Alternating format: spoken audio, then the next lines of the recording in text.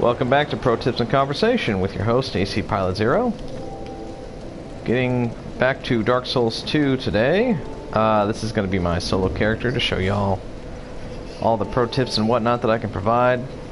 Maybe some cool builds to look at. This guy's going to be pretty cool. So, I finally farmed up this fucking thing from the old knight over at Hades Tower. I was talking about this in the first video for the Souls 2 series.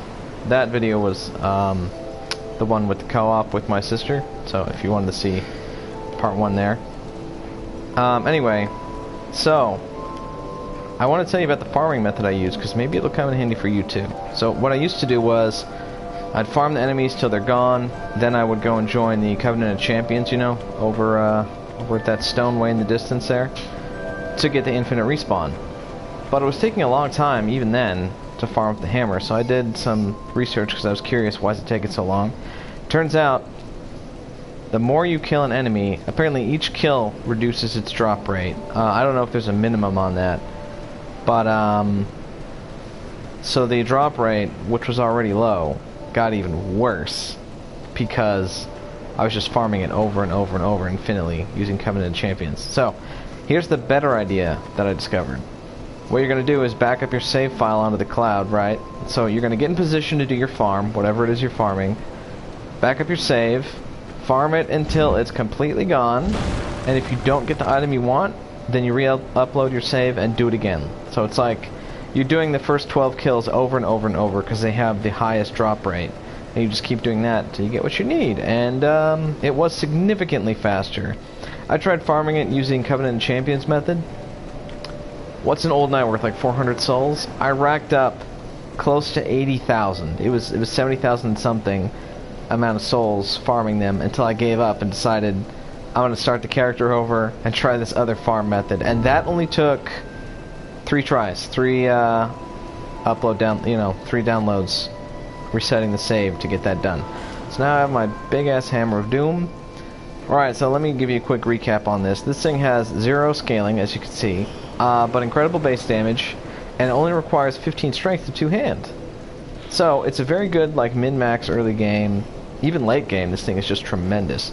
The downside, low durability.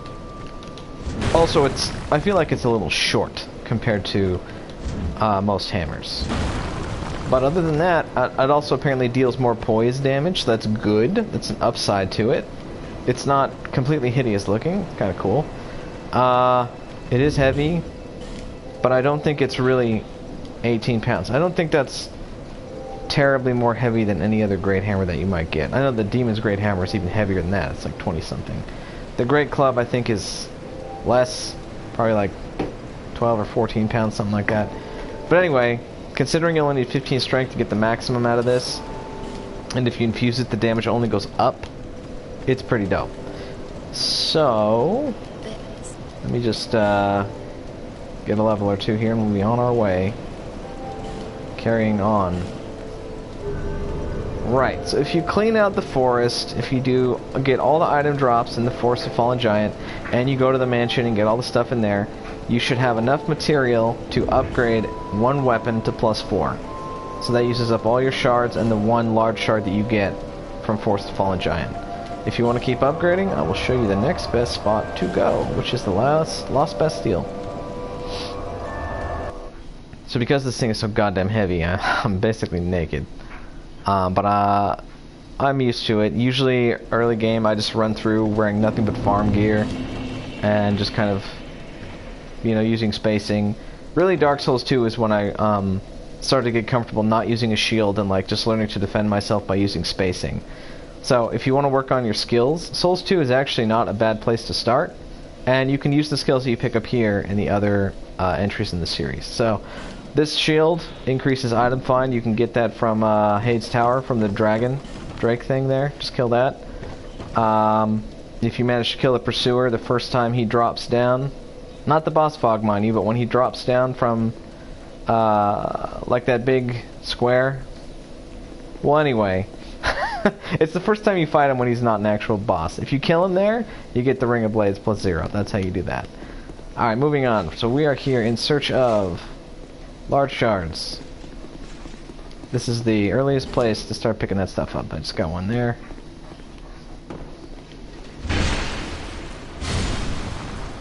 Okay, knock this over. Ooh! Sometimes it catches it, sometimes it doesn't. Whatever. It's worth it to kill the dogs. Right, and now, if you need Twinkling, this is a great place to come to get early, because the Pursuer always drops 1. And I'm just gonna mash him up real good. Oh, look at that big damage. Big beef.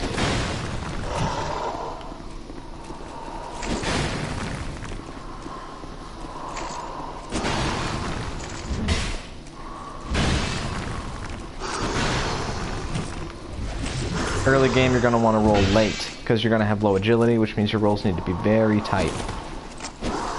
So roll late when, oh shit, when possible.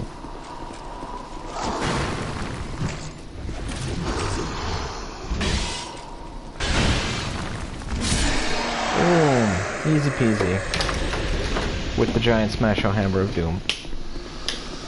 Right, so I'm going to try and infuse this thing also as soon as possible, which means I'm going to need this fragrant branch.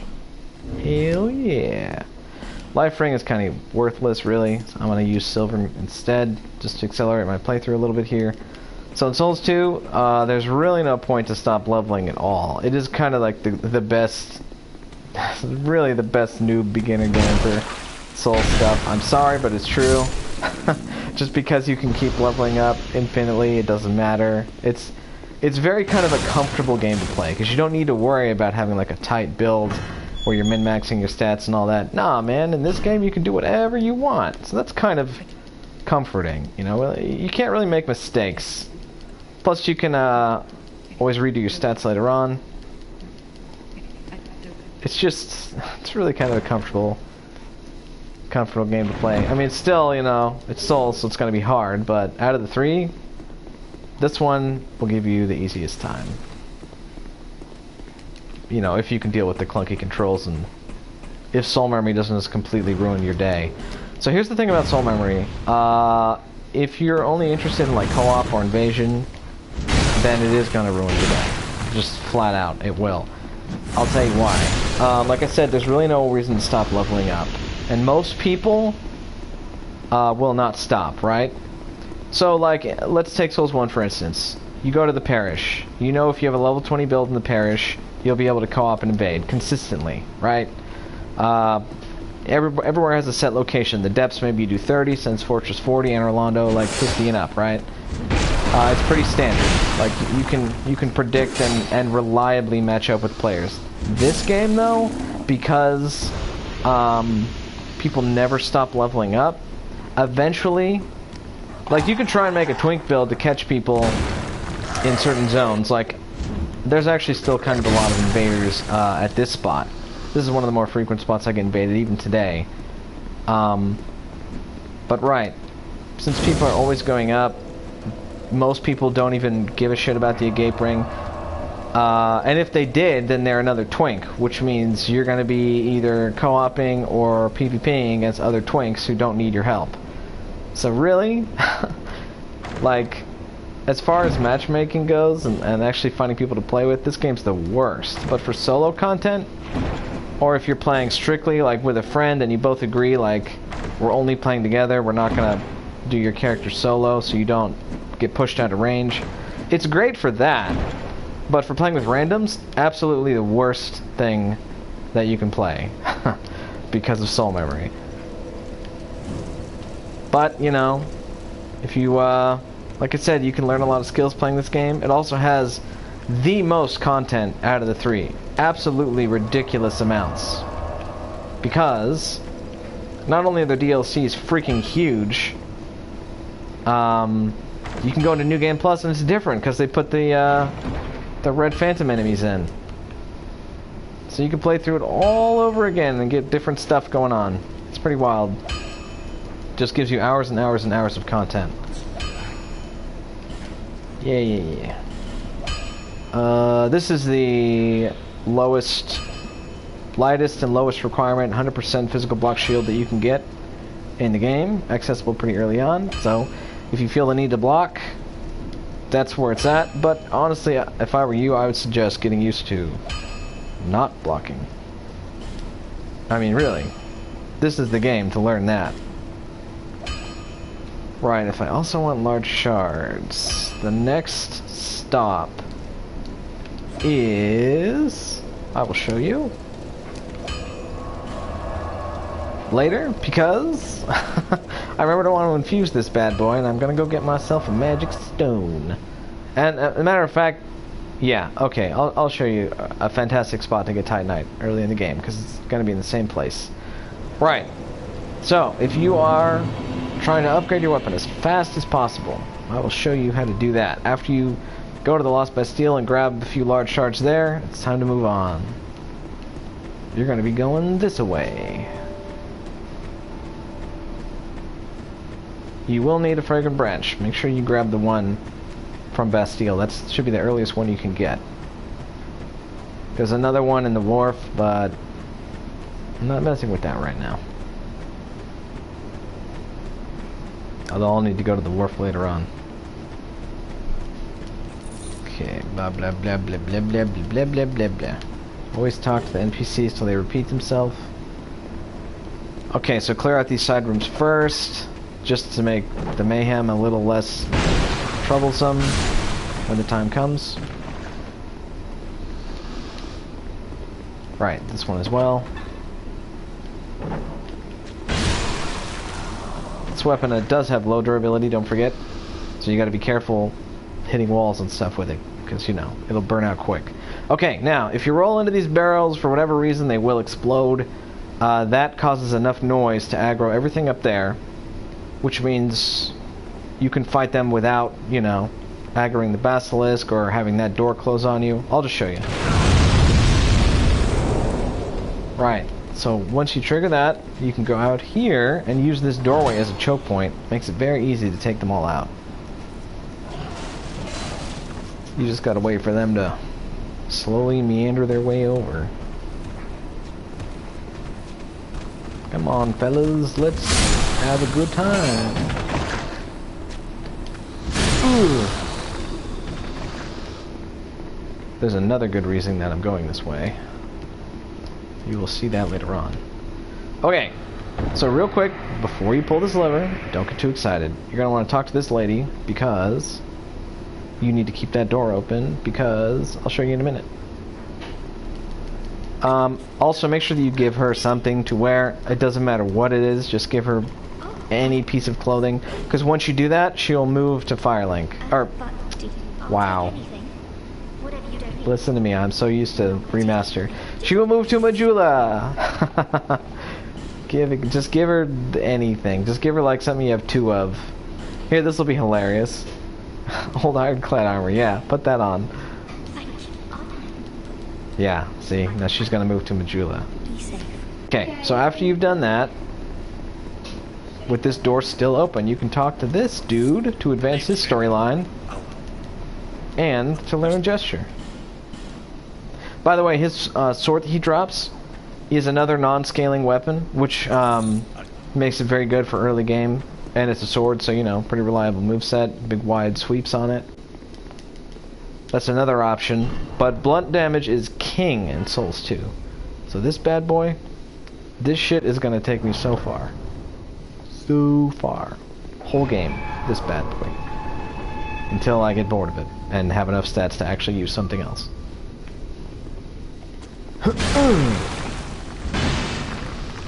There we go.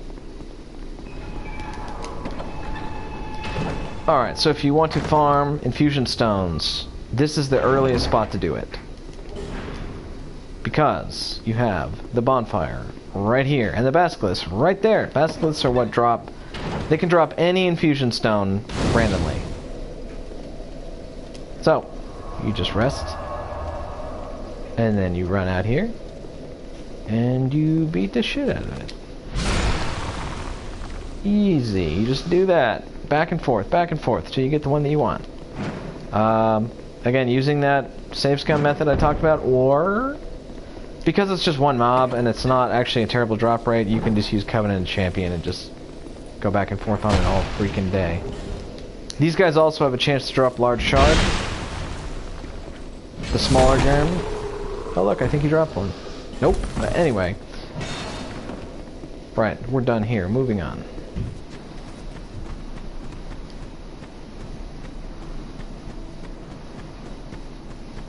Heading through the weirdo, dead-ish forest of weird, fat, poisoned guys for some reason. Who knows? Don't ask. Also, I think backstabs do not use up any durability. So, like, if you're down to your last point or something, just try and get a backstab off. That way you won't bust your weapon wide open. Weapons do auto-repair at the fire in this one, but if they're uber broken, like completely shattered, then you will need to repair it at the blacksmith and that costs souls. Like a good chunk of souls. These guys seem to have unerring accuracy for the most part, with their stupid rocks that hit way harder than they should. So sometimes it's best to kind of, look at that, even at point blank, to kind of get them, like bait them into throwing, and then attack. So you either like block it or dodge it, whatever. Be careful of that poison early on. Unless you chose healing wares to start with, you're not going to have any moss to cure it.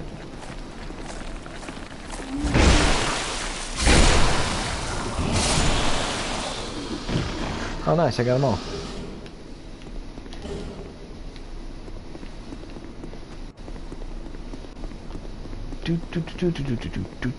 Yeah, I was trying to think like if it's even worth it to kind of do a Souls 2 playthrough and record it, because it's super long and there's really not going to be any multiplayer to see except for when I'm co-oping with Sis. So I kind of debated not doing it even just because like there's no build there's no builds in Souls 2. Because you don't stop leveling up. You know, like, you could argue doing a gape ring build, but honestly, that's like, so you're wasting a whole ring slot on that, and I already explained the reason why it's a bad idea. So you should stop here and turn around when you get to this point, because sometimes an invisible guy will follow you, and you want to be aware of that, so you don't get freaking backstabbed. Okay, so, don't forget to talk to this guy's head.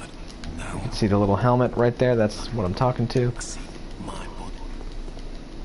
Because he will sell a claymore and a greatsword, which is pretty great. But also he has a gesture, and if you keep talking to him after this point, he gives you the only possession he has, his helmet. I don't know how he gives it to you, like, honestly you could just take it from him, what's he gonna do? So, little known thing about this helmet though. It actually increases your vitality by 2, which lets you carry more weight. And it also has really good defensive stats, but I'm going to stick with this one for the item find, because I find that's more valuable. You know, unless like you're getting wrecked a lot and you just need more defense for a boss fight or something, then sure, then you can throw on Vengar's head and loot some stuff. Just stick to the left wall and you can make it easily out of this mist forest. I know a lot of people get lost, but just follow the left wall, and you'll be fine. Okay, and we're here.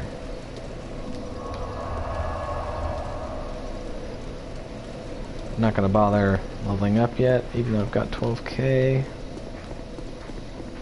They give you a lot of souls in this one. It's like they're just giving them away. Okay, so here, you can actually jump this gap. That way you don't have to use fragrant branches to get the goodies. Boing. See? Easy peasy. And then you can also jump to get back, which you will see in a moment.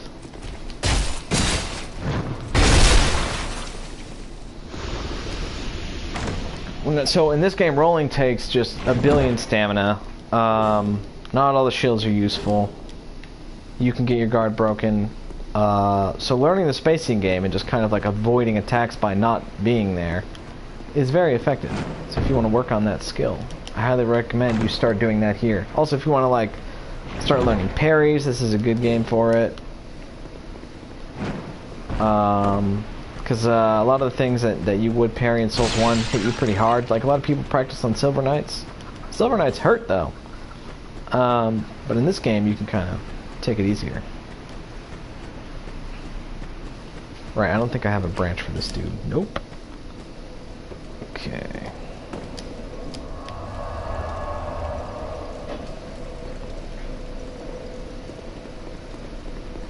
I'm trying to think what other pro tips I can give you. Oh. Stupid invisible man.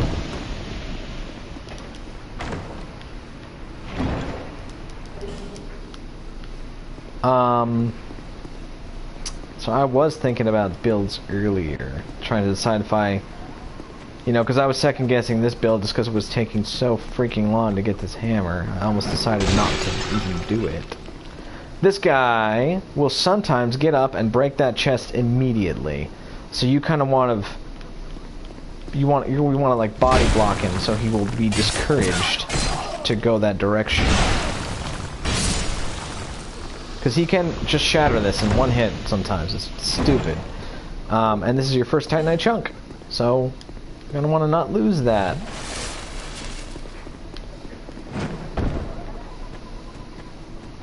Right, so, No Man's Wharf is like another easy spot to get large shards. I don't think I have enough right now. Usually I don't buy them from the smith. Just because that's souls I don't need to spend. You know? I mean, I'm making fine progress as it is. I don't really need it. But right now I'm heading to a good spot to farm up chunks. But the main reason I'm going is I want to get the magic infusion. And this is a guaranteed spot to get a magic stone. You just gotta get through this bitch and a bunch of dwarves. Don't try telling me they're not dwarves. I know a dwarf when I see one.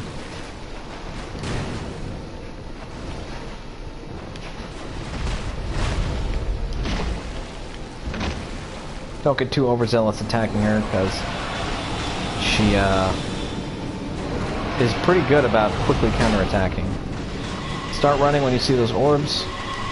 Whoop! You gotta be on the move, otherwise you will get hit.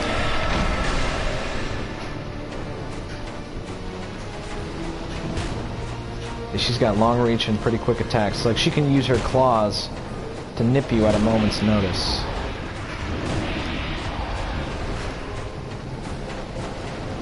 Kind of want to bait her. This weapon's very slow, so I can't really punish her for any of these attacks.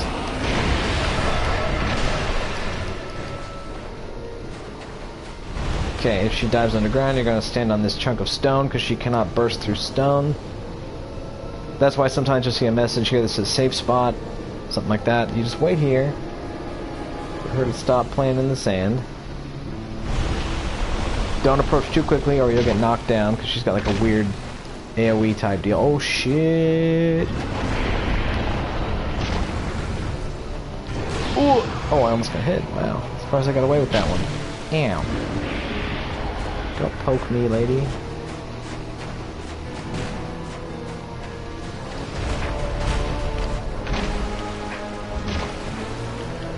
I swear to God, if my freaking hammer breaks while I'm fighting her, I'm gonna be very upset. Ooh, finish it! Yeah!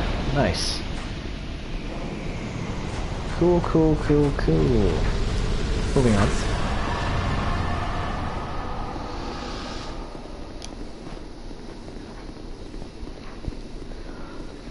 So, what's the value of Dark Souls 2 if you can't play it like the other games where you can kind of twink, co-op, or invade and do all that shit and, you know, do like a soul level 1. I mean, you could do a soul level 1 here, but again, with soul memory, it's just kind of like, it's just wasted souls, huh?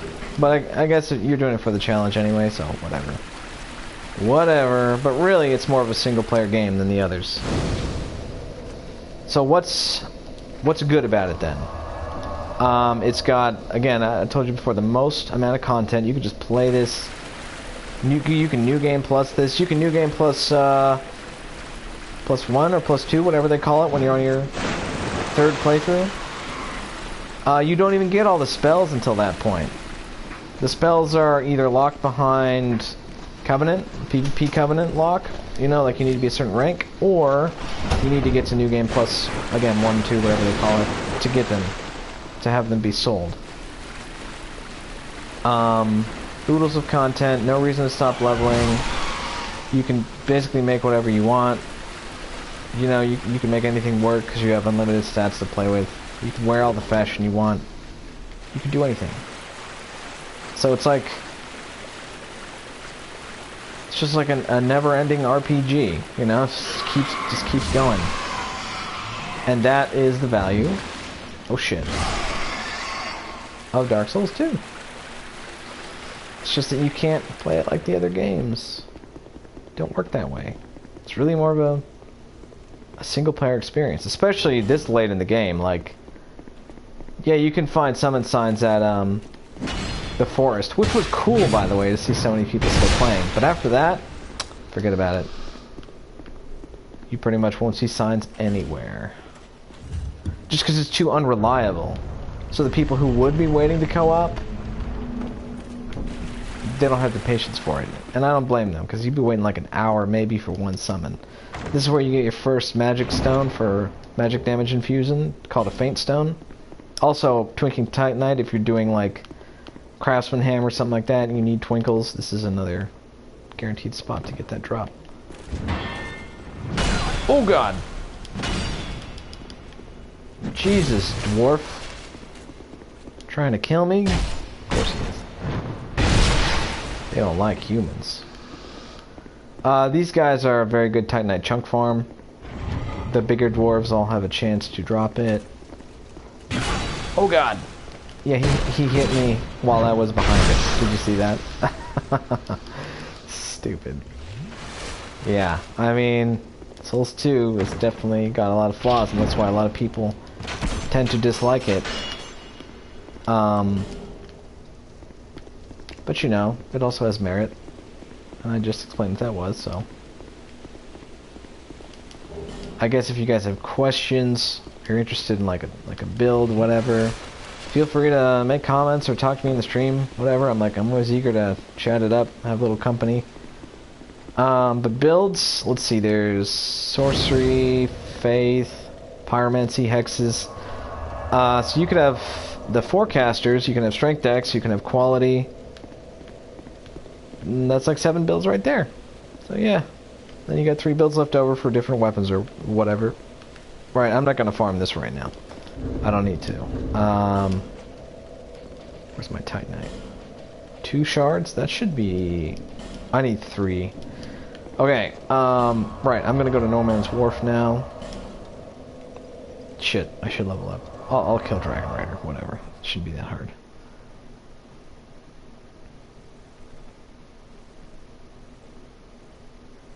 Because I need a large shard, and that's a good spot to get it from. That, and if you know, come at Lost Bastille from the opposite direction, ooh, you're gonna get more. And you won't have to fight the goddamn Ruined Sentinels. Those infamous dudes. Although, actually, I enjoy that fight now, because it's not like I don't just get fucking murdered. But a lot of noobs get murdered in that fight. Oh, okay. That's like the first noob slayer of this game is Ruined Sentinels. Every game has the noob slayer. You know, Capra Demon, what's the noob slayer of Souls 3? I'm trying to... I know they're... Oh, Pontiff. But he's pretty late. But yeah, he is the noob slayer, for sure. I still have a little bit of trouble with that guy if I don't fight him, like, over-geared. Nice, one-shotted.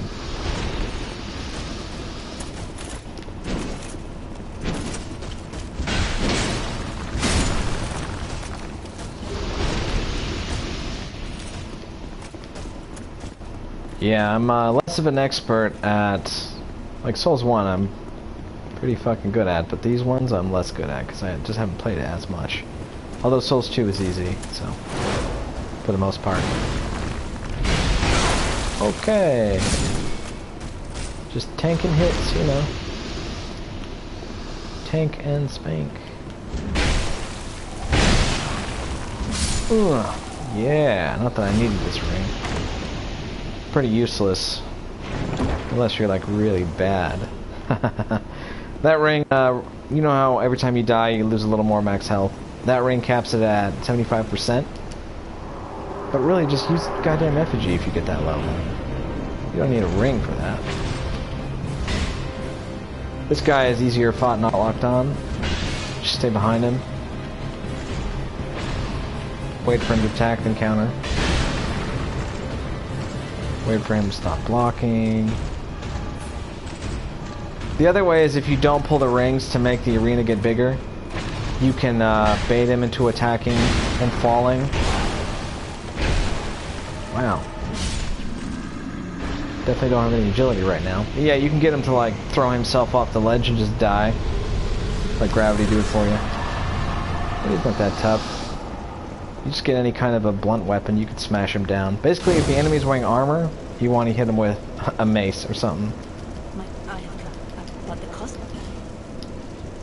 I was farming those, the knights. In the first video, I was using Morningstar unupgraded.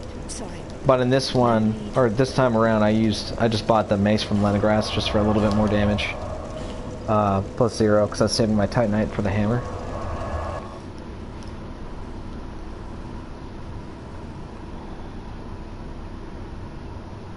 This current setup, though, is going to give me a lot of free points to put where I actually need them.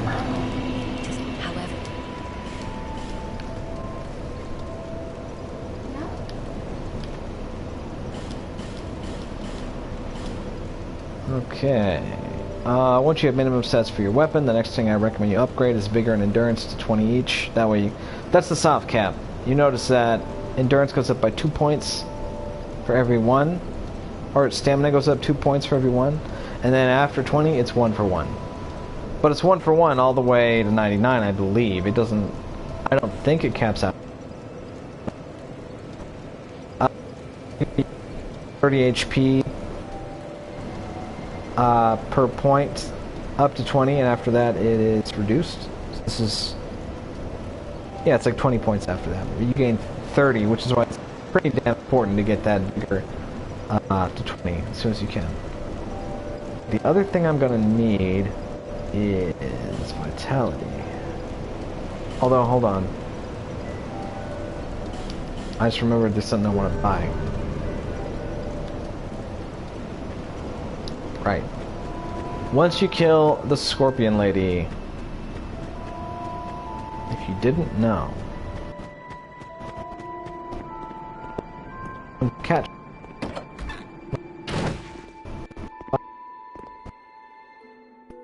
Oh, you do have a tie pipe.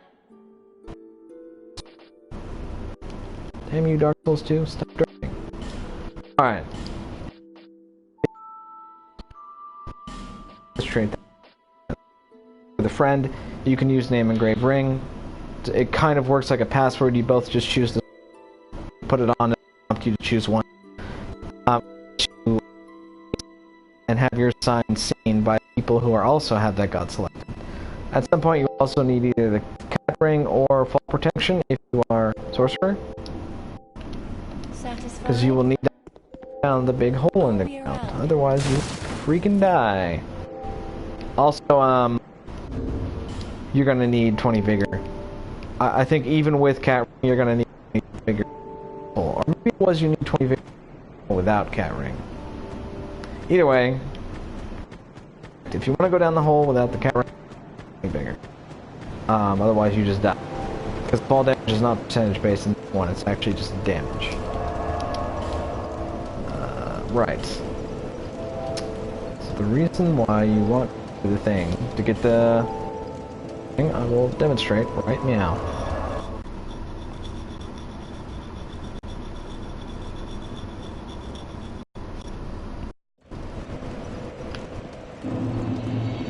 So I fought this guy earlier, but then I remember actually to skirt around him, and he won't aggro.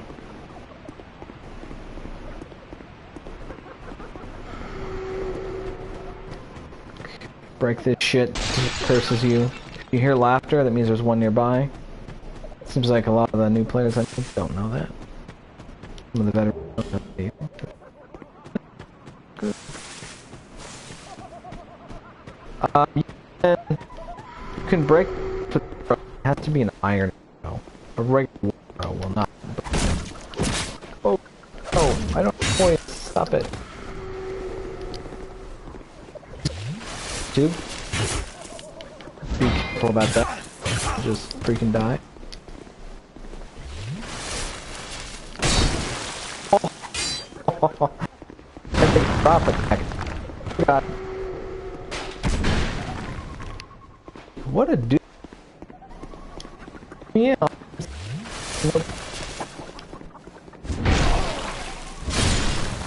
Doesn't either.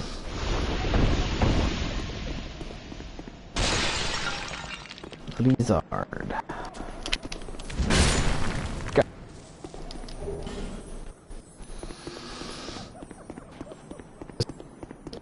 chunk.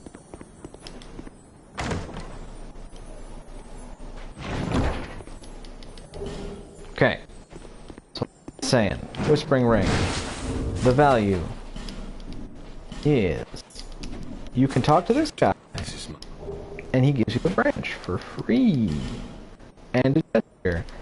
And you can kill him now if you want to get the second dragon ring. A lot of people do that just to get that ring kind of early, but if you leave him alive, he will give you that plus a weapon you wouldn't normally get later on. So if you want to collect all the items, you're going to want to let him live. Now I just need to get the hell out of here. So there's a lot you can do in this place with the branch. I will show you the best way to do it, because if you use your branch over there, like first thing, then you're gonna miss out. You're gonna get the branch here.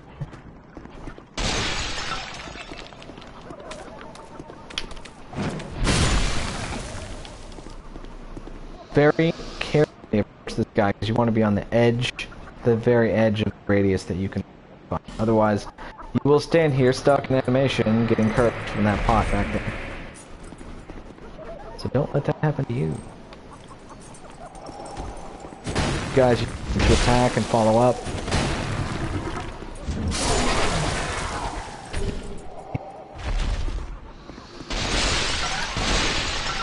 Right. Then you open this chest. And boom, you get a second branch. So, you use the branch to get in, but you get a new one. Next step.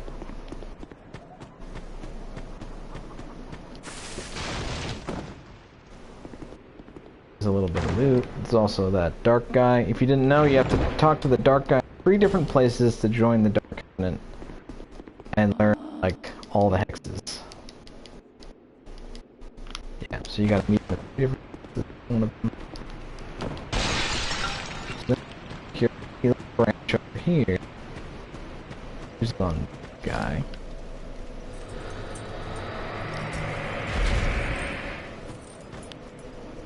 If you get close and get ready, you can backstab as soon as he wakes up. Just too soon. Right, gives you a key, and you gotta run all the way back to use that key.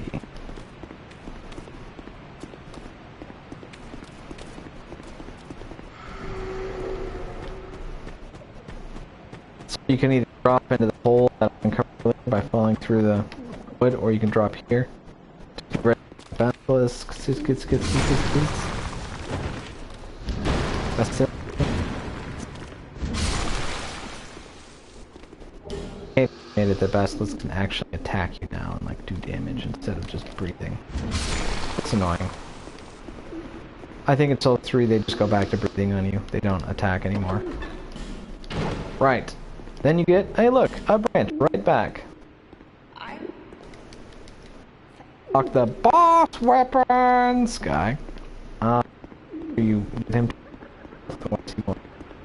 What the fuck? Yeah. Oh, hello. What are you doing out here? You seem like. Anyway. And then you can go through your spell, or you use the branch somewhere else, or whatever. Loot and still have a branch to spare. this place.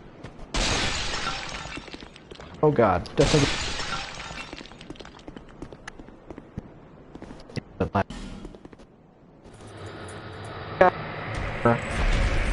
Resist any kind of magic, like weak to physical.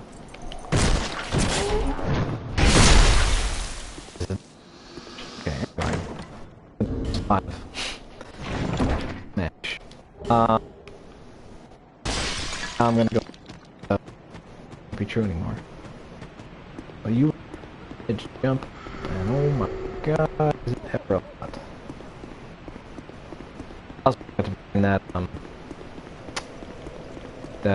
bone thing, the bone meal, whatever it is. We want to go to.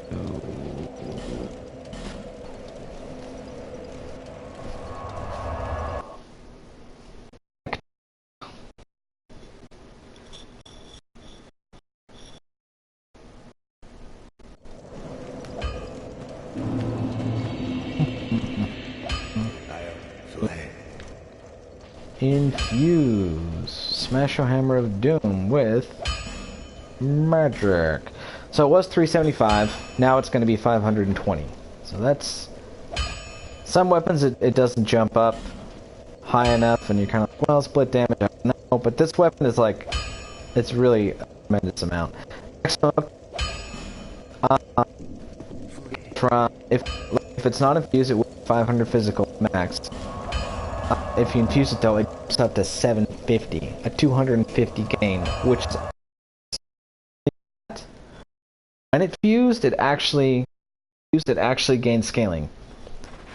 So the non-scaling weapon becomes scaling. So it's just bonus, bonus, bonus, bonus.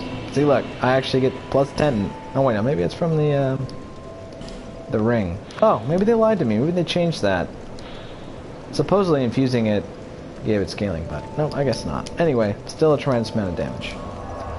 You have to burn Sublime Bone Dust at this fire, otherwise it doesn't work. I think I've read unconfirmed reports you can actually waste it by burning it elsewhere, so don't make that mistake. Yeah, carrying on towards No Man's Wharf. That's where I wanted to go. Right. Kill the Dragon Rider. That's why I did this.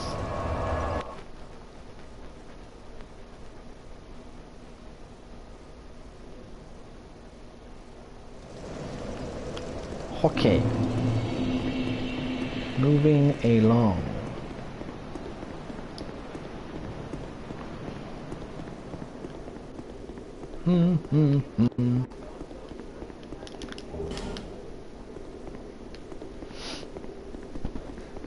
Well, it's nice to be back in Souls 2 again.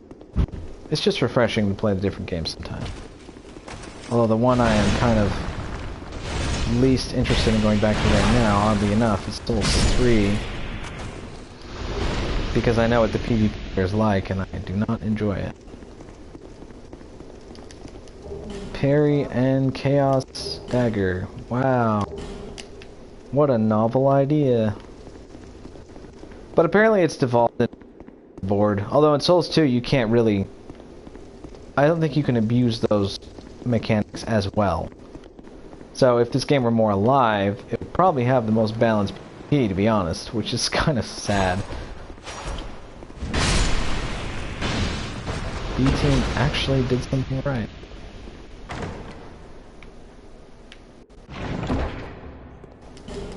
But yeah, I was in the Fextra Live chat, and people were saying like, yo, what the heck, they're playing Dark Souls Remastered, like, all this PvP is all Hornet backstab builds, like, what the hell is that about? I'm like, well, that's what PvP has become. People just want to do that one-shot.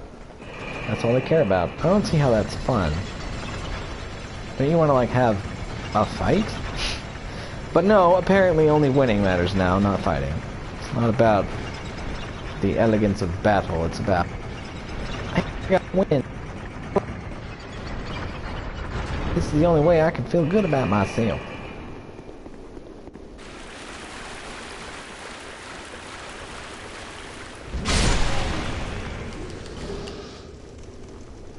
So for this weapon, it pairs up really nicely with sorcery.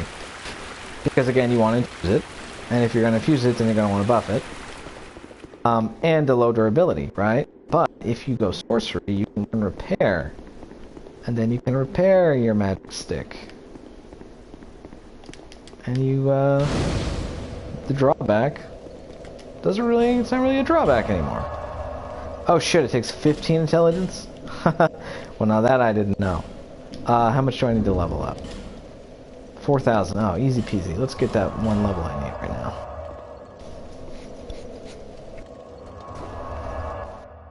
And also, let's take a detour from here anyway, because I want to max out my farm gear, and now I can. For the moment. There's a piece missing that I now have access to. Intelligence.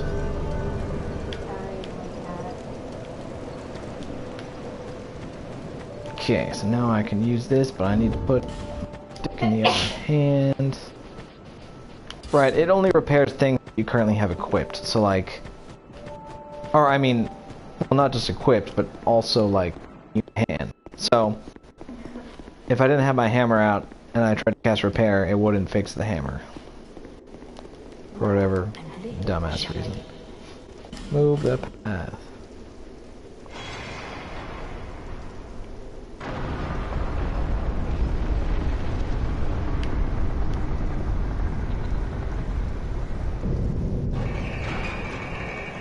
Go ahead. May the power of the miracles be with you. Yep, yep. Also with you.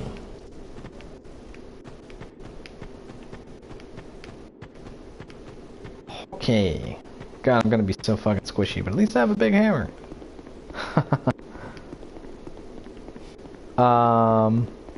Right, if you ever thought, dang, I want to start doing hex, but I simply don't know how. This is the trainer up here. So don't kill him. My friend made that mistake. He is friendly. You need, I think, at least 10 intelligence and faith for him to talk to you and start teaching you shit. Oh yeah, by the way, in addition to invisible men, this game also has weird hidden butterflies. Oh my god, really? Oh, I must have just got a new one. Right, they die easily, but they always drop something cool. Twilight Herb. So, the maximum farm. You're gonna kill these until you get a Prisoner Tatters chest piece. Both the headgear and the tatters increase item find, but this headgear I have on now increases it further than the prisoner headgear. So, maximum farm for this stage, and then merchant's headgear and that shield on the Watch Dragon Parma. I know it's just oodles of fun watching me farm stuff. There is a ton these hollow prisoners throughout the game though, so I'm not going to bother with the save scum on these. Because if I don't get it here, I'll just keep going and eventually get it.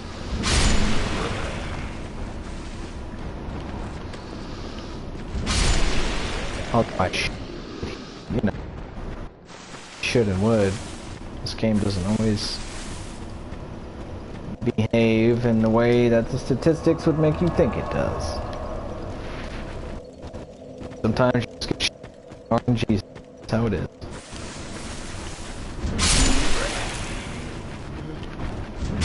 And I'm not getting many drops.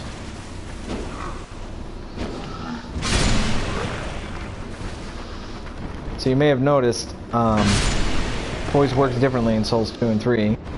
Sure does.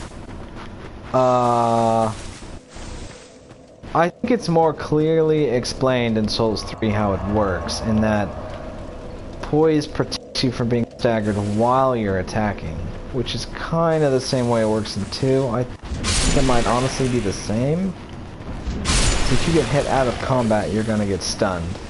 Unless it's by like a really small weapon sometimes.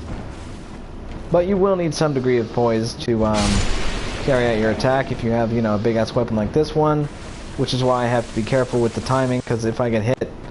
You saw how that invisible thief guy was able to just carve me up and I couldn't do anything because, you know, I was too busy getting stunned to swing. In Souls 3, they really made it so the monsters, like, they capitalize on if you foolishly try to keep attacking them after you get hit. Like, they will just combo the shit out of you. And if you keep trying to attack, they'll just keep attacking you first. And keeping you stunned. So again, spacing. So important. Learn that skill. Learn spacing and timing. Become powerful.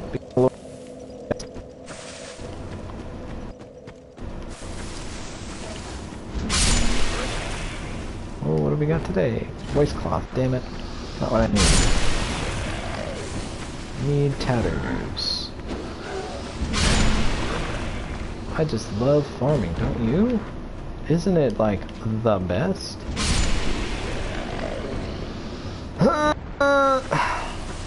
Really hoping I wouldn't have to farm in these videos, but it seems a shame to end it so early. As I have not done terribly much. Why did I throw a knife? I keep forgetting I'm a sorcerer and I can zap shit. Derp. I always forget, I'm so used to playing melee builds. To be honest, my sorcerer in Dark Souls 1, I made this cool, well, I thought it was cool at first, this cool min-max sorcerer build on there, level 40 with Moonlight Greatsword and Humming Crystal Soul Mass. But for whatever reason, even though it's a really solid build, it just feels boring. I don't know why. I don't know, there's just not enough variety in Souls 1, I think, in terms of level build. It's all vid gouge. But you know, each game has the certain number of things that are effective, like, at a certain level. And so, we'll try hard and use that sufficient for the level that's at. It ain't how it used to be. There ain't enough, there's no new players left, really, I guess. Like, you see them now and then, which is cool to co-op with, but most of what I need are players who already know what they're doing. So it's... yeah, well, the only reason I twink is to fight other twinks. You know, invaders. So if only they could, like, actually negate twinking, like, man, that would be cool. But how would they do that? What would they do, like, put level requirements on weapons or something? I don't know.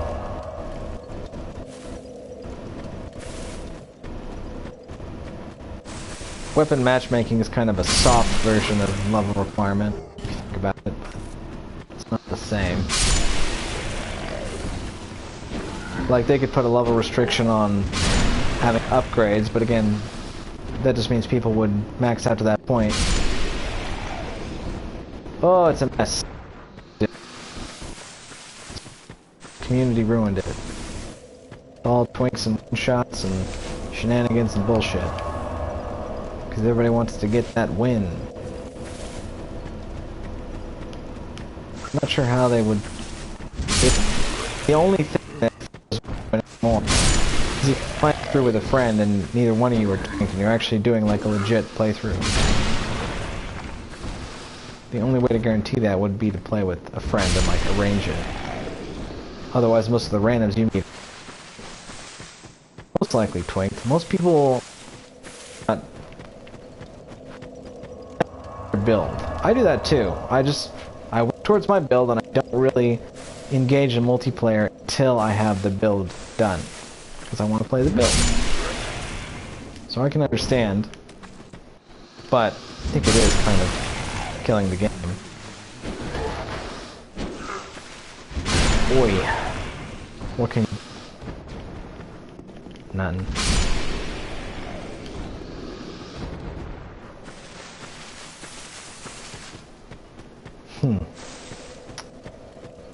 I also wonder how much of a hand gaming communities have had in pushing the habits that they have now. Oh wow, I actually found them to death and didn't get to... Alright, we'll push on a little further then. Because there is more that I can kill. I'm one-shotting all this crap anyway.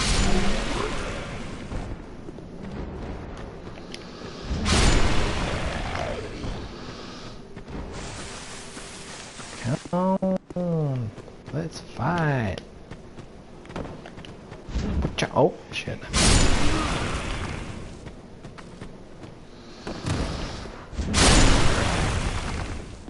A beautiful big smash-o.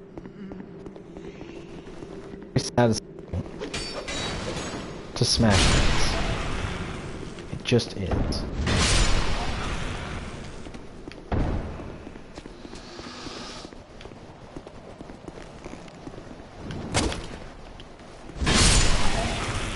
You do gotta be careful. The wonky controls in Souls 2 are even more likely to throw you off a cliff by swinging a big weapon than they were in Souls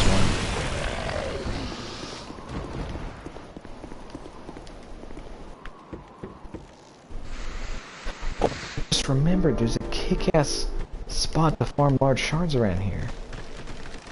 It's a little risky to get to, but I will show you. But it's so good, because you get guaranteed like 3 shards per go at this. It's really, really good. Oh, hello.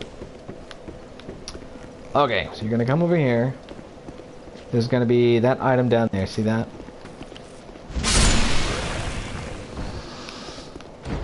Right, to get this, you should, oh shit. Whoa, settle down, buddy. Right, you should just, if memory serves, you just run onto it.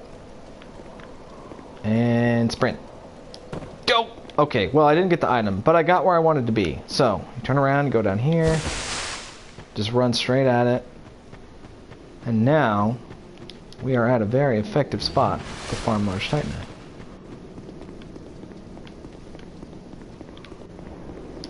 You just gotta worry a little bit about poison. Just remember I'm a wizard, so I can shoot this shit. If I can actually lock onto it, what the fuck? Come on. Oh my god! Souls 2, why? Maybe I could blind fire. Eh! Hey, I did it. Kill this one. These butterflies seem to always drop poison moss. So if you want to farm it, good spot to do that. There's a third one somewhere around here. But I don't think it can reach me anyway. Okay, to get that item. Go here and leap and hopefully don't roll off the mushroom. Nice. Okay. This huge basilisk thing. Poke it in the butt so you don't get absolutely destroyed. And it's gonna drop 3 large shards per go. Very easy. Look at that. Right, I'm just gonna farm my shards here. It's guaranteed. And this way, every time I do it, I'll get to kill a bunch of those hollows and then increase my chance of getting the farming gear I actually wanted. Cool. The main thing is you have to land that initial drop or you die every time you attempt this. So that's the only really the hard part about it.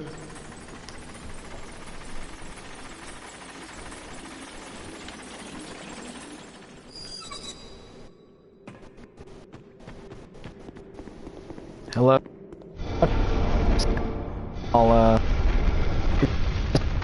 the frame so people can see the chat going on.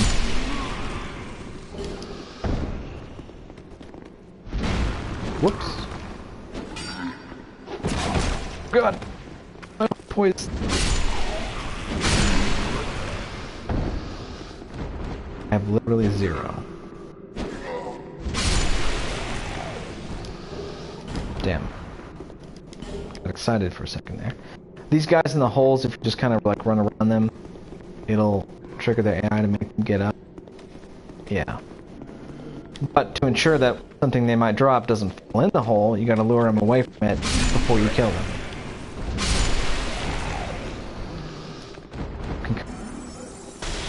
To make them. Oh yeah, my staff. Damn it. Is the item find the shield when I use it.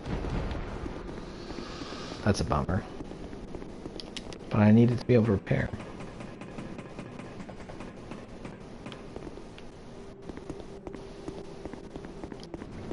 Come on, let's do this thing.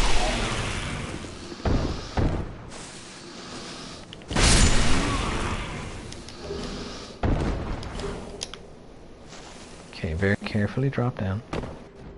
Damage is huge in this one compared to Souls 1. I fell from like up there here.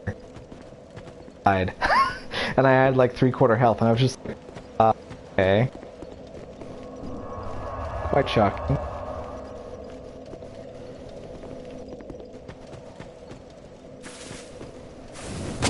There you are. No! What is... There. Thank you.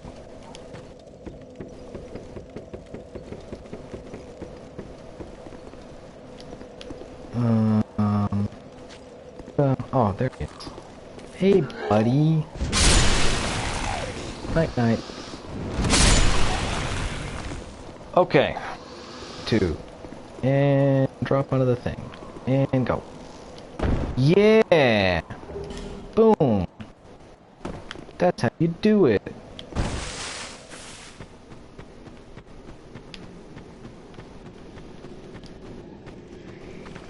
Okay. Oh, hello. Shot. Pew pew! Gotcha. That is surprise. Oh, crap. Instantly poisoned. Cool. Poison in Souls 2 is no joke. It ain't like Souls 1 where you just kind of go, oh well, that sucks. You gotta cure it. Or you die. It does something like 1,000 damage if left untreated. Look at that. The time it took me to pop the damn moss, like look how the jump.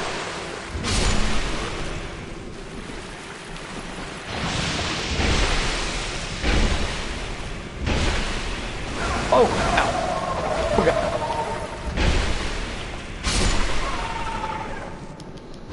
Thank you, and thank you. That might be enough. Get on with it.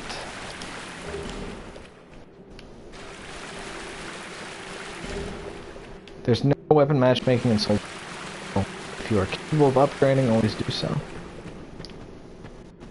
Upgrade damage is much more significant than gaining level. So make sure you prioritize upgrading the weapon.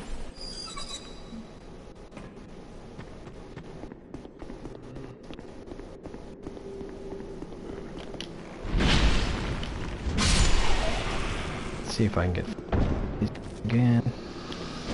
No!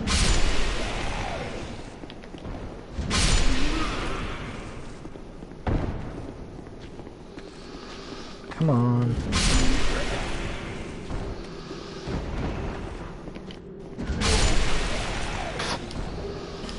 Damn.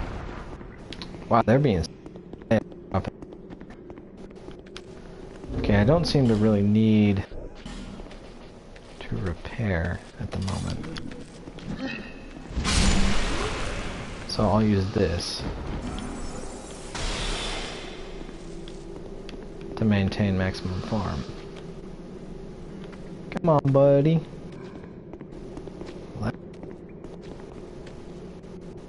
Be the slow variety of zombie. Why can't you be like a World War Z zombie? Running like a madman.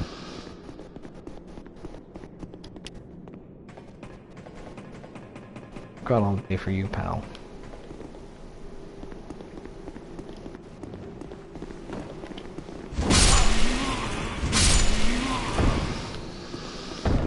Learning that timing and spacing.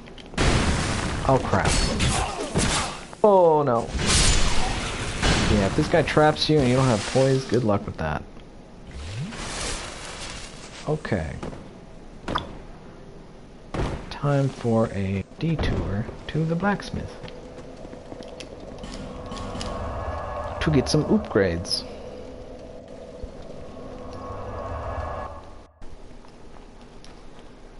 So, weirdly in this one, poison and bleed are increased by different stats. I believe intelligence increases... well, I know faith increases bleed bonus, so poison bonus... I wonder if it'll tell me. No, I feel like it's intellect that increases.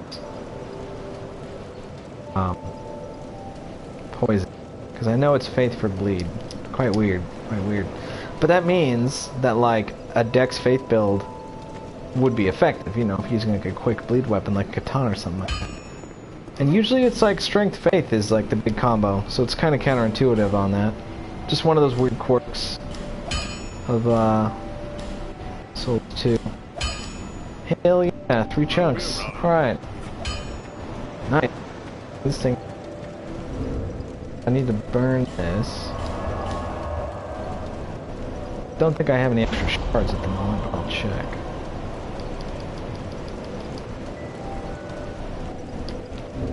Okay. Right. To get chunks quickly, I will now show you how to do that. So you're going to go to Ordeal's End in the Gurm area.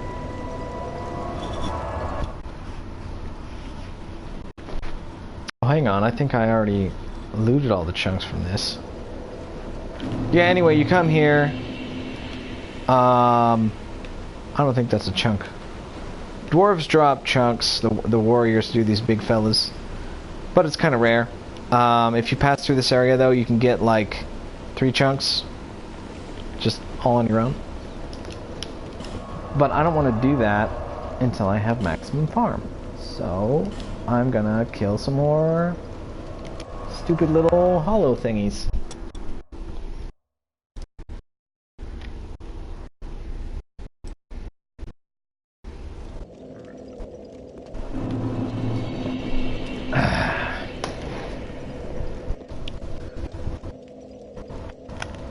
Just needed a quick sip there. Mouth's getting dry from all this talking. Okay.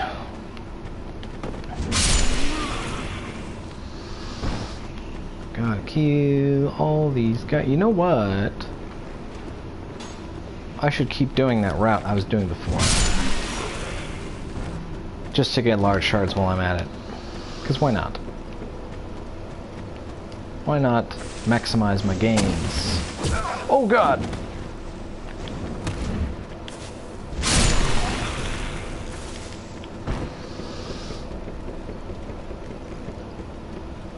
Okay, dealt with those annoyances.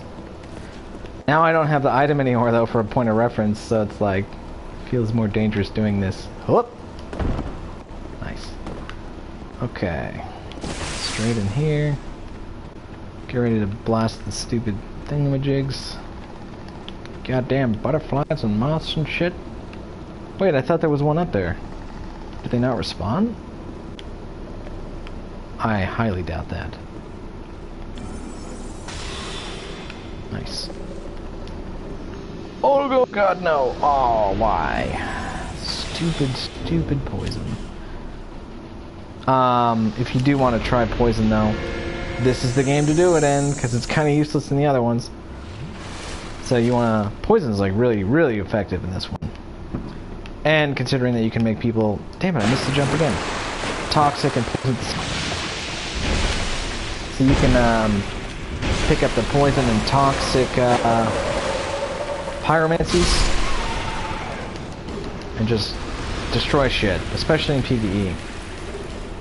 Because PvE things do not dodge as much as PvP people, so it's easier to just quickly poison them.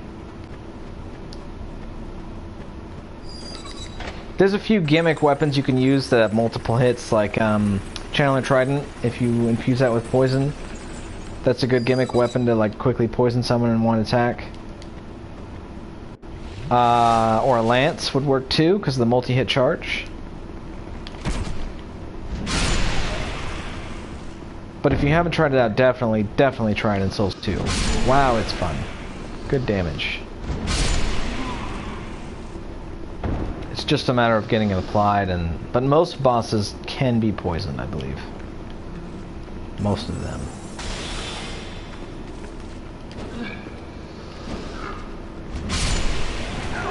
Ow. Such slow recovery times on these. Here, boy. Wow.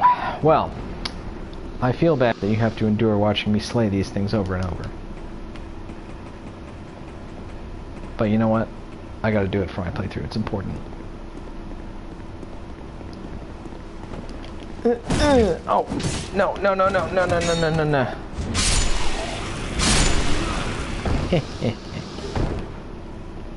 Now we'll see if my jump attack decides to... Oh, he's gone. Oh, right, because I went the other way first. Okay. Never mind. Do, do, do, do. Oh man, wouldn't it be a very weird shame if I did not... I keep forgetting about these guys too. If I did not get my tatters after killing all these fucks, but you know what? It's happened before. And I would not be super surprised if it happens again. The game is just that bad and that random about getting drops. It's the most notorious thing about Souls 2. Well, besides soul memory, is the terrible drop rates and the non-respawning enemies.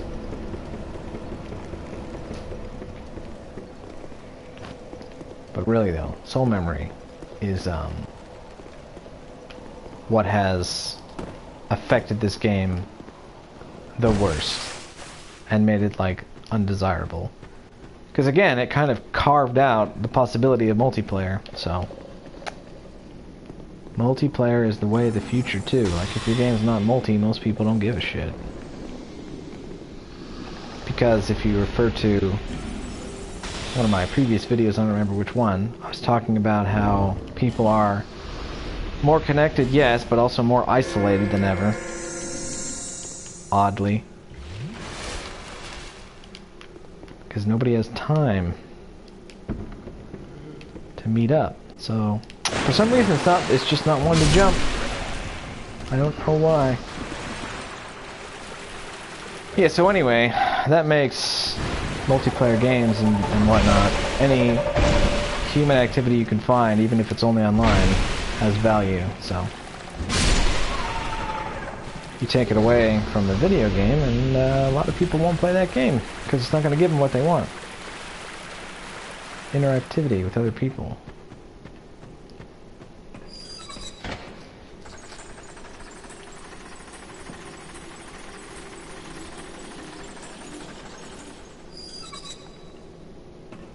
Okay. Please give me the tatters, you guys. I need it for real, though. Apparently I have enough poise to take an arrow. I just thought about that. I wonder if arrows do 0 unless it's a headshot.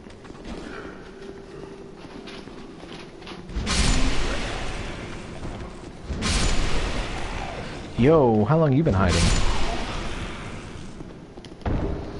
Damn it. Stupid life gem. Don't want life gems, I want tatters. Get down here. Fight me. Shit. I'm so sad. These guys aren't even worth good souls. At least I'm getting a lot of Titanite.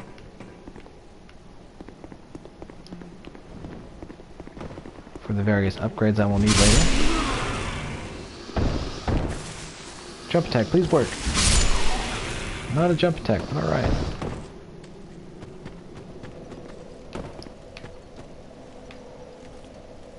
Oh, there we go. I was like, I hear movement. This guy was following me. Okay.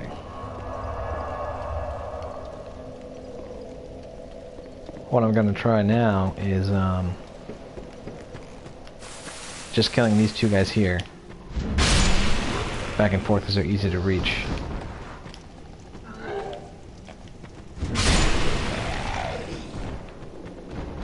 Oh, I'm dying inside. Why you gotta do this to me, game? Like I said, I spent hours trying to farm up this hammer. But this should be not nearly as hard to get. These tatters, it's not like a rare thing. But it's acting like it is.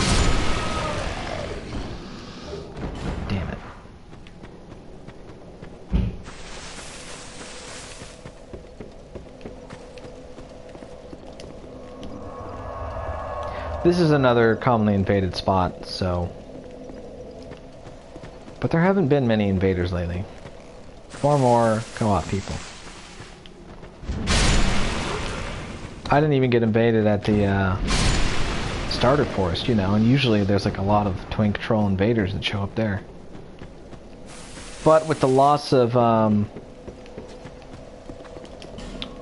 you can't mule in this game not as easily as you could in the previous version. On PS3, people could download this save file called Mega Mule, right? And it just gives you a save file where all the characters already have all the items. And people could twing hard that way. That still works on PC. So occasionally you'll find these really ridiculous invaders on PC, and some of them hack too. It's not just twinking, it's hacking. But PS4 is pretty well protected. It's rare that you ever see any kind of weird hacky, like infinite HP type stuff. You see that on Souls 3 sometimes, but I don't think I've ever seen an actual cheater on Souls 1 or 2. Not on PS4. PC, yeah.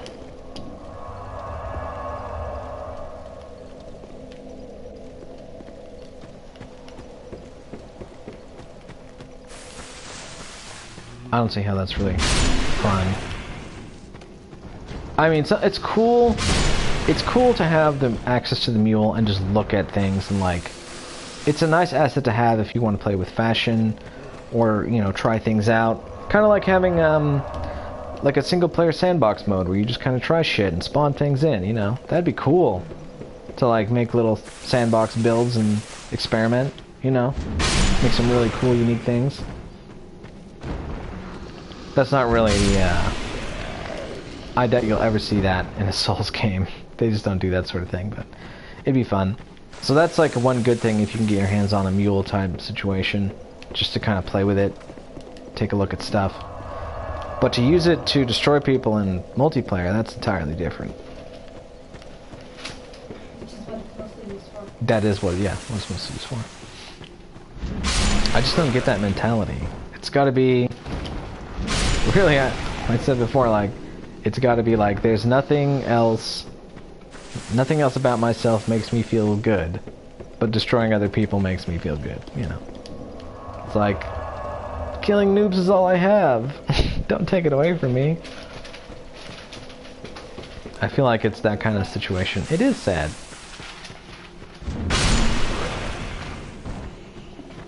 It's all I'm good at.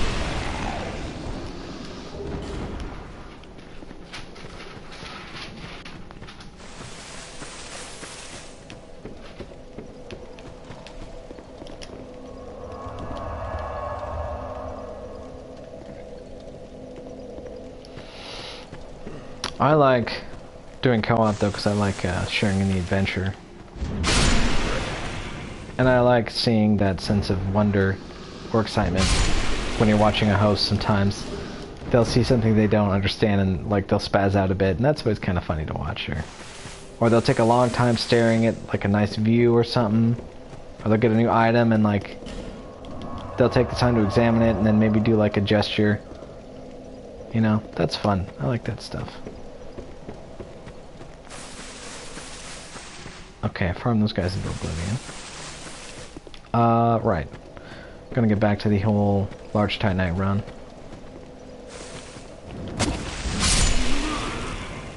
Really hoping I get this prisoner tatter. Starting to get a little annoying here.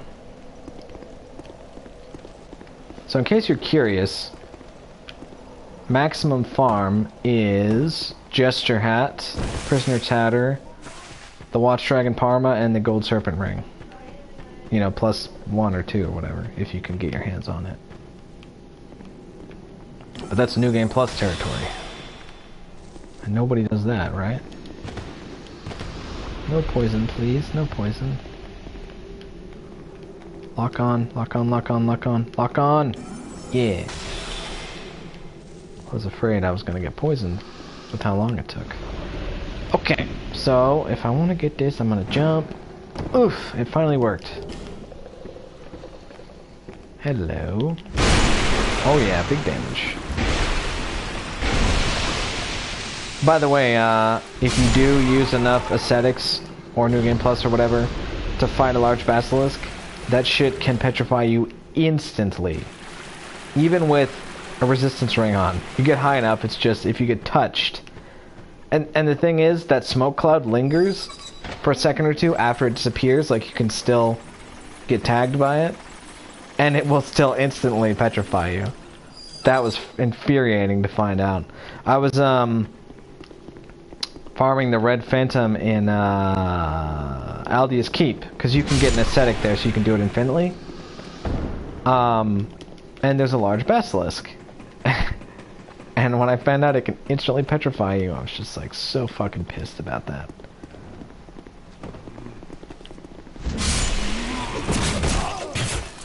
Ow. No, stop. Alright.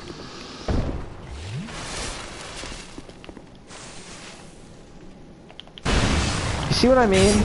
It just missed him. It just went right through his body. That's what I'm talking about. That happens a few times in Soul 2. There's a few places where your drop attack will just not hit. Pretty annoying.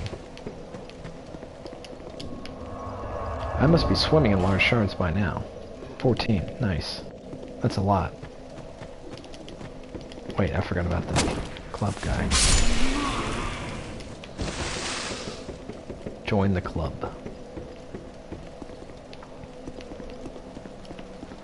Okay. Just drop right in. Easy. No rolling, no jumping. Just sprint off.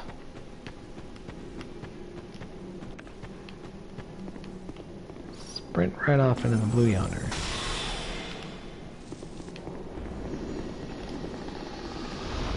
No poison for you, sir. Okay. Sniper spot. Yeah, that's true. Oh, see, I was afraid of that. If you jump too far, you just sail right off of that thing. Because for whatever dumbass reason, it makes you roll when you land. Just Souls 2 things.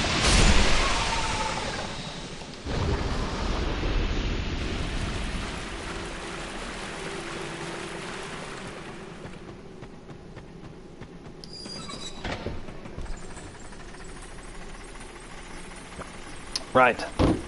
So if you want to, you know, get your build optimized or whatever ASAP, be prepared to do a lot of farming, as you can see. Now, if you're going a Titanite weapon, I guess I kind of envy you in a way, because you will not be farming, because you cannot farm until frickin' what's the name of that place with all the mages in it? Shrine of Amana. That's when you farm Twinkling Titanite. Before that point, you're limited by whatever you can find or trade to the Crow. Speaking of which, sometimes you get Twinkling Titanite for turning in a smooth and silky stone. So if you're trying to farm it up early game, use the small soapstone, do a lot of co-op. Probably going to want to grind that out in the Forest of Fallen Giant, because after that point co-op dries up. Oh, he's just infinitely hanging on. Alright.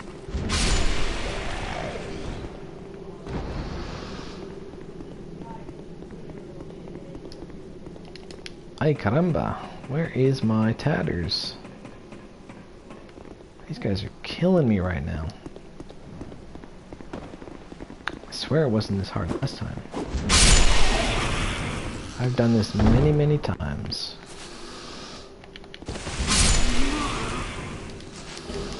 Souls 1 is real easy to find like a mule buddy, like, hey, help me set up a new build, you know? Souls 2 though? That's a rare thing. Either nobody gives a shit or nobody has mules for it.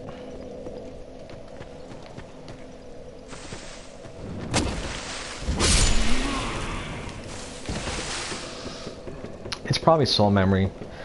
That's gotta be the reason, because like, in Souls 1, you could have a level 120 mule that just grabbed everything on his own and then, like, you know, traded off. Souls 2, though? Nope. You might not be able to match up with them at all if they're too high. So that's probably the main reason why you don't see as many mules around here. Dope, I missed.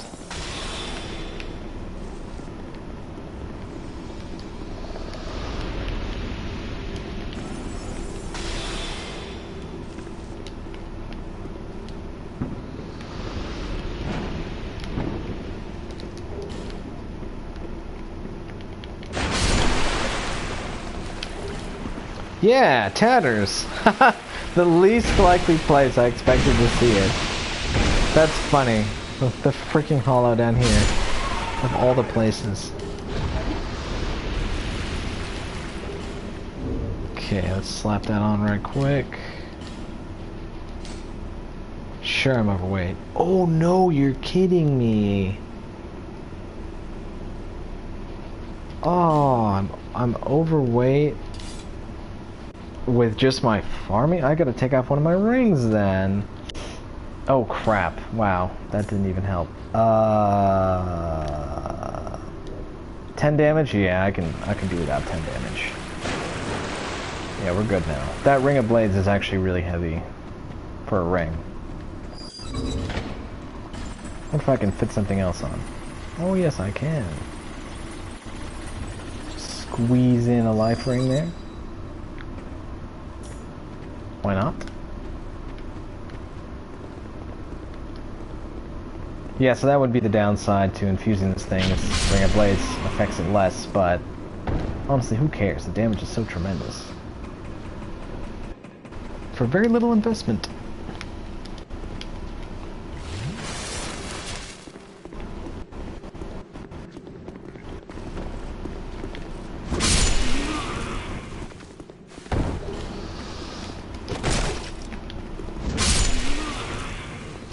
Okay, so now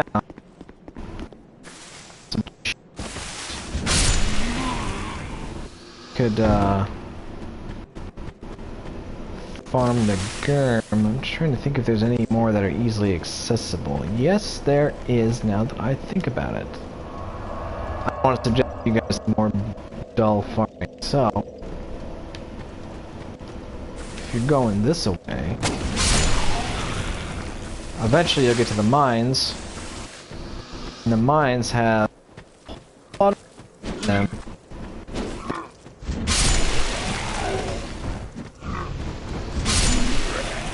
Just racking my brain to see if I'm forgetting anything. Sell Dora as well. I don't want to go that way yet, I think.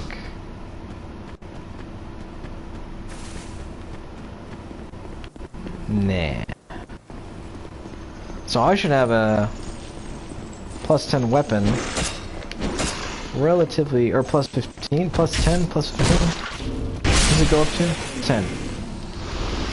Relatively quickly.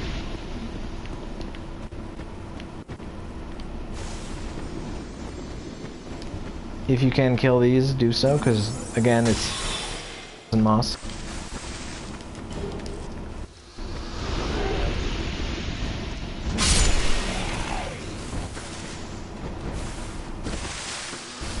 Oh wait, I should kill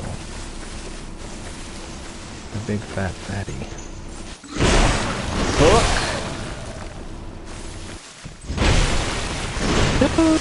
Okay. Alright.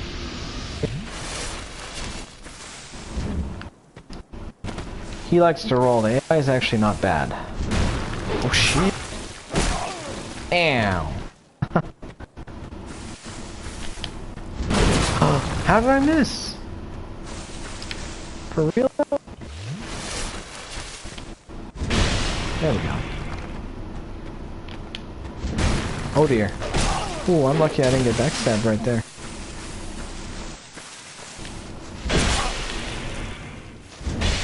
Yeah, boys, buddy. Not happening. Oh, sir.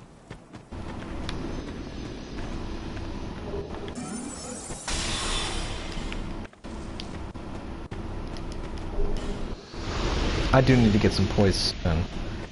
but I am not nearly enough by you've seen I can barely carry anything at this point, so not nearly ready for that. But later on I will be wearing significant heavy armor. I already have it planned out what I want to get.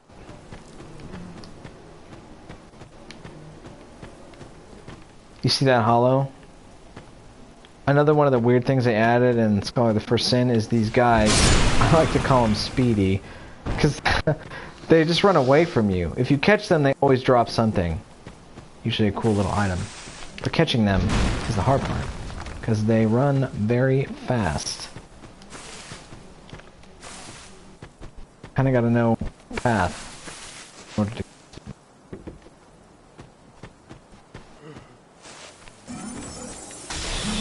There we go. Repair path. Very useful build. There's gonna be another narrow whatever over here. Oh, rogue armor. Nice. Also a powerful sorcerer. Or am I misremembering? Let's find out. A lot of the times I'll confuse the original version with the remake. It used to be you could get Soul Spear over here. Oh, hey, there it is. What do you know? Okay, I'm gonna push on. I should probably do a repair though. Oh, did it too soon. What do you know? I'm surprised. Thought it only restored like 10 durability or something.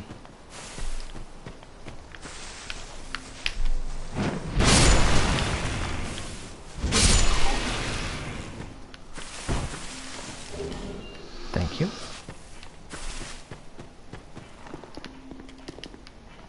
Get ready for an ambush after you pull this lever. It's gonna be like 2, maybe 3 guys that show up. Starting there. Where's the other one? Did I already kill him? There's a guy that comes from over there, and sometimes there's a guy that comes from over here as well. For the ambush.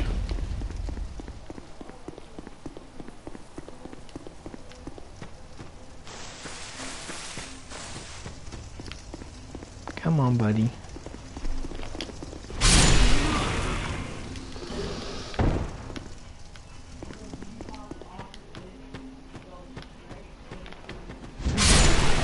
Block when you're coming over here. That archer's plenty annoying. This guy will attack you as soon as you get close enough. Damn it. So many things in Souls 2, it feels like no matter how well prepared you are, you're still gonna get hit. And that is just so annoying. Like, you can know it's coming, but it still hits you. You can't do anything about it. It's just like the most frustrating feeling.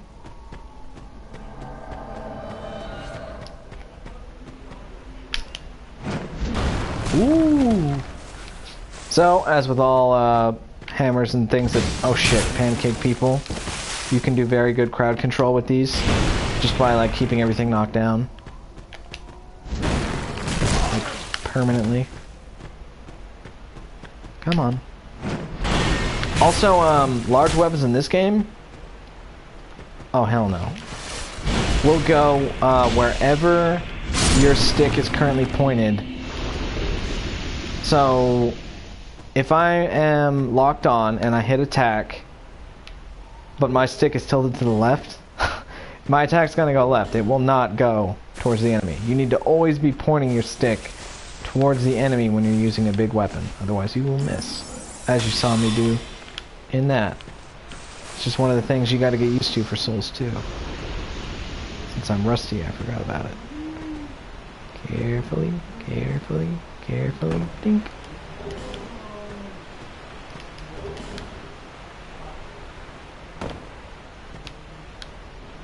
Feels like I'm forgetting something.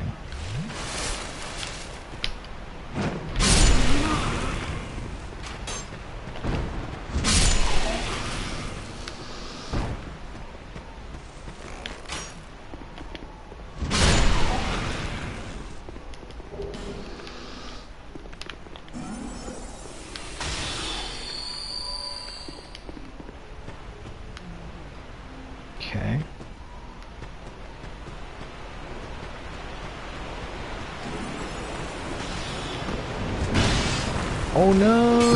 Ow, ow, ow. Oh! Stupid spells.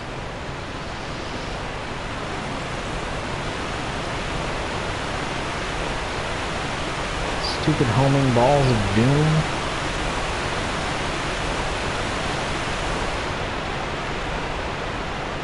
Okay. Right. Kill this fuck as soon as you can, the Necro.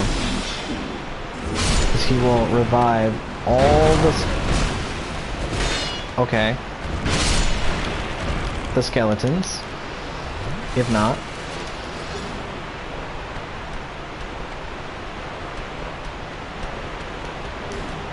Aha! Thought I heard something. Oh god! Almost got pushed off a cliff. Gonna pop one of these.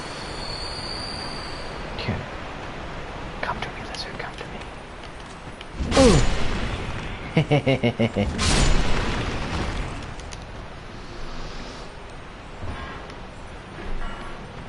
Chunk? Yeah! Just 2 more to go, I think. Unless I miscalculated.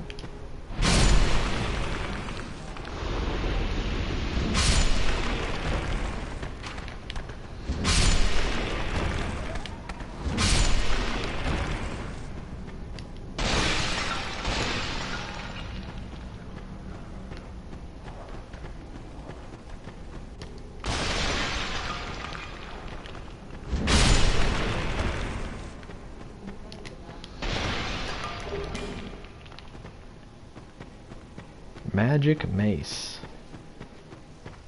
There's another speedy guy.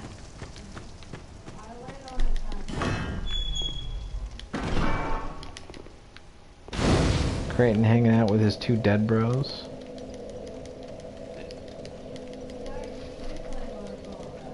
Looks like they had a crazy party.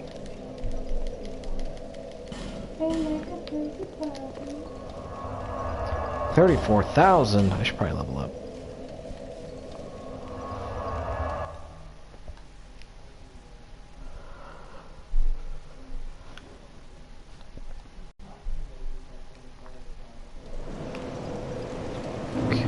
Check. Tight night. Only 1. Yep, that's what I thought. Need 2 more.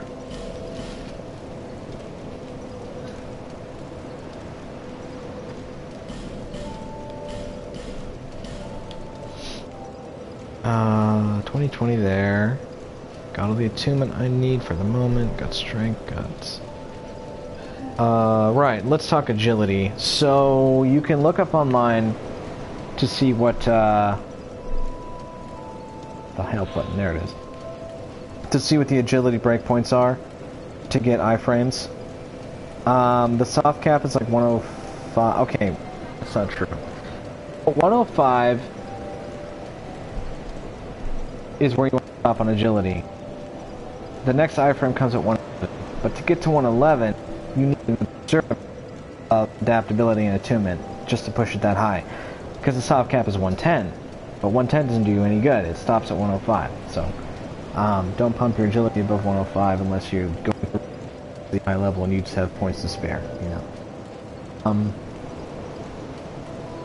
But if you find your rolls getting caught a lot, you want to pump up agility, which comes from both attunement and mainly adaptability. Adaptability gives you the quickest increase. Like you could see, it's like almost 1 for 1 on adaptability, whereas attunement is much slower. Look at that, see, 6 points in, it only increased it by 1. But if you're going to be a heavy caster and you don't want to have to waste a soul vessel later on, you should probably just worry about your attunement and not so much your adaptability. An attunement I usually like to go to is 32.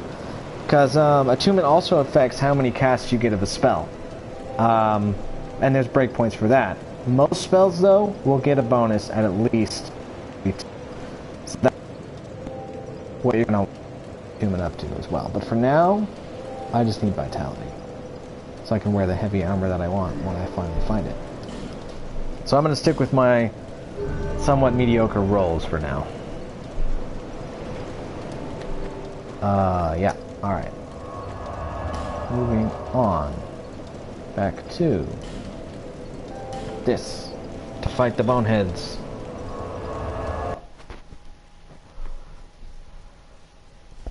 The Bone Lords.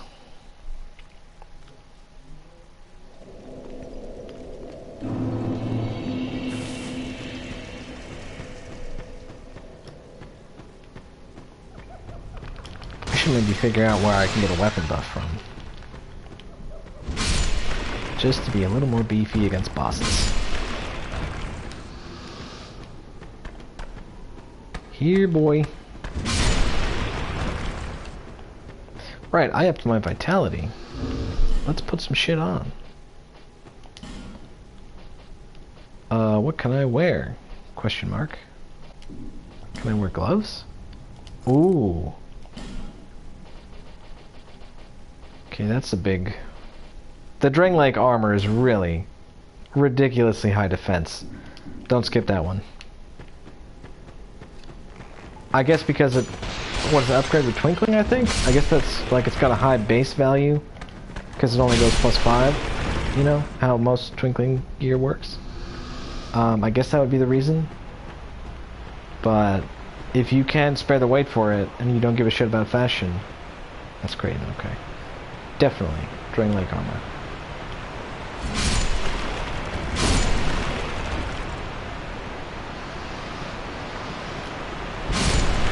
Okay, this jump is a dangerous jump. Gotten me killed plenty of times, I don't know why. But I want the loot, so woo! Yeah, getting back is the harder part, I think. Huh. Oh god, that was close. Barely cleared it.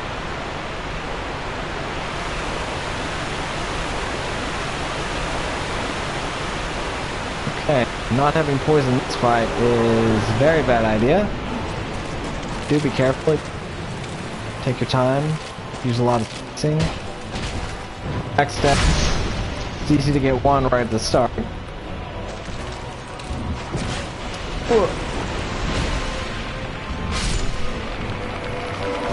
You should save Staff Man for last, because he's the one who sends up the bone wheels.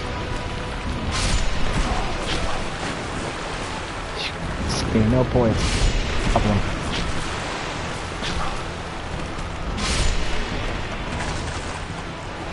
It is kind of fun though, just fighting a whole horde of skeletons. Oh!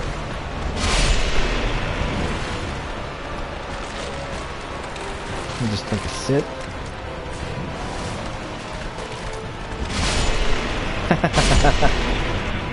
Oh! That one doesn't do a lot of damage, but it always knocks down. Okay, took out the main horde. Now for... You can hit these things as they're getting out of the ground. And of course, the bone wheels are not nearly as bad in Souls 2 as they are in Souls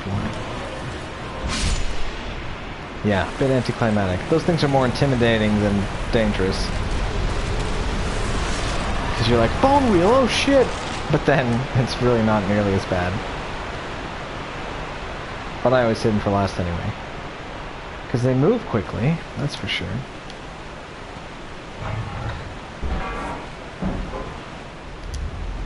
So you can see the durability, even if you're not a sorcerer, is enough to get the job done, at least early game. But I did have to cast repair, like... So you're gonna either need a stockpile of repair powder, or the spell, so... At some point, or you have to switch weapons. Maybe you save your hammer for a boss fight and like take out the small shit with just whatever you got handy. So one thing you can do is you can just get a weapon that upgrades with non-basic Titanite. That way you're not splitting your resources, you know? It's like a twinkling Titanite weapon. That could be like your backup. Maybe Craftsman's hammer, or I don't know what else you could find that uses twinkling early on. Oh, maybe, Demon's Great Hammer. If you get lucky trading that, you know, if you choose Petrified something to start with and you get lucky, that might work. Make sure you expend her dialogue. Bye-bye. Alright, bye, lady.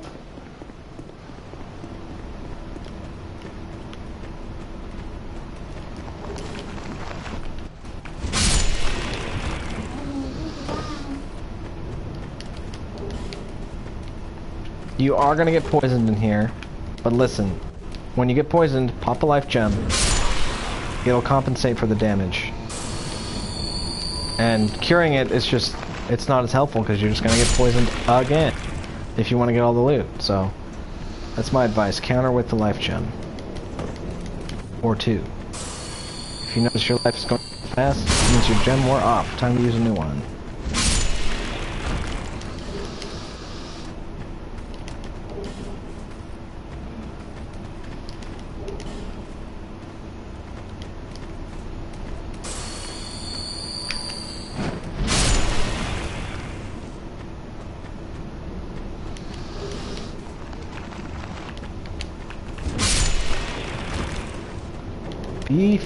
Beefy damage.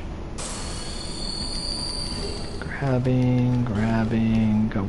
I don't want to get poisoned again. Looks like I'm gonna though. This guy is intimidating, but he's actually not that bad. It's just that if he hits you with the dark ball, it's probably gonna kill you. Like in one go. But he's slow, so if you know what you're doing, feel free to take him on. Tight night check. I might actually have enough now. Oh shit! Hammer's gonna break! Last thing you want to do. Well, it's better to do this if you're already poisoned, because it takes a long time to open that chest. Yeah, if you are poisoned, you should just grab items, because... You know, grab items from the poison, I mean.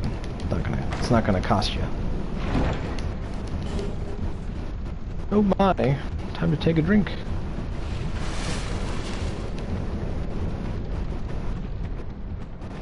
Oh! Okay. There. Got everything. Yeah. A lot of people don't get the loot. Get the loot though. Just use the gem. Life gems are very expendable. Don't hoard it. Alrighty. I'm gonna have to put some in the bank soon. This part's tricky because they have that spell that can one-shot you above. So you kind of want to bait them. Once they've used it, they can't use it again for a few seconds.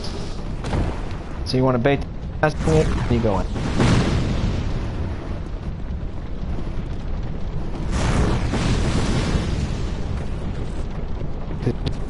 Party.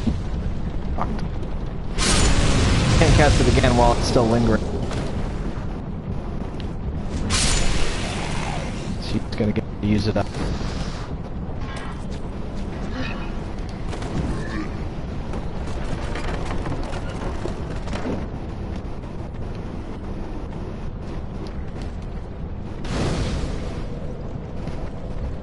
Okay, how are we doing on chores? Oh, I got enough. Watch out. And you will see the tremendous damage. End game worthy damage off this thing.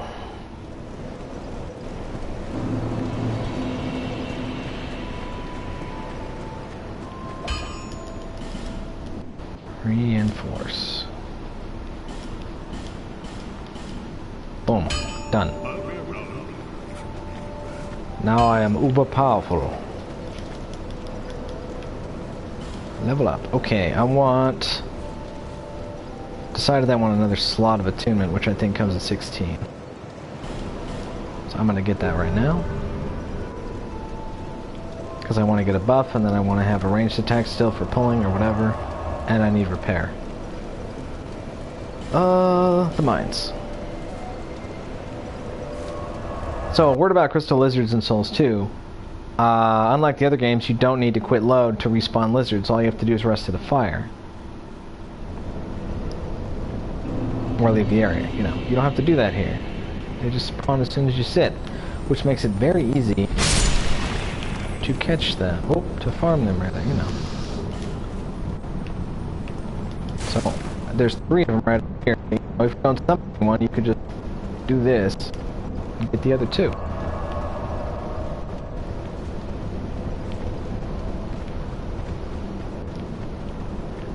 To be honest, I didn't actually need this farming gear. I was just thinking about that, like I've kind of just found all the Titanite I needed along the way. It's more than enough to upgrade a single weapon. So it's actually kind of encouraging, you know. You don't need to try the maximum farm. I just like to do it early game. Maybe I'll get some goodies. Maybe I'll get some fun, you know, clothing items I can play with later. Oh, you little shit. Alright. So you have to kind of herd these lizards. They move away from you wherever you're at, so if you kind of want to push it a certain direction, you can do that. So I need to kind of herd it away from the hole. So I'm gonna come over. See that? I changed his angle a little bit. Just enough.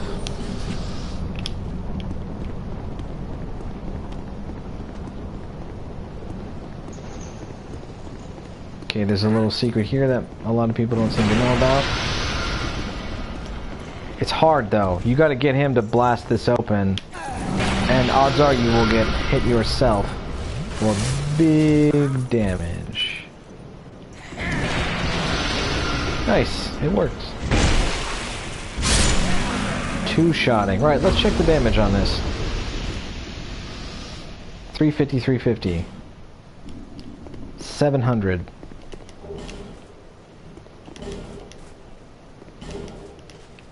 Oh, okay, so it's not...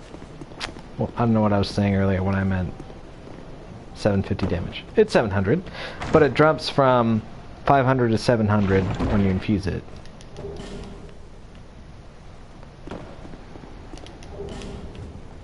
Pretty good, I'd say. Don't worry about that bonehead, just get out. And if you're poisoned, conveniently, bonfire. And you know, as a matter of fact, as soon as I don't need to worry about it. Boom, I'm cured. Yeah, if you do happen to roll one of these pots, just sit down immediately, but God help you if you already summoned someone and you can't. You know, don't play around with poison if you're a phantom. Just gonna burn through your supplies that way. Okay, this part's a bit tricky. Because hell of these guys.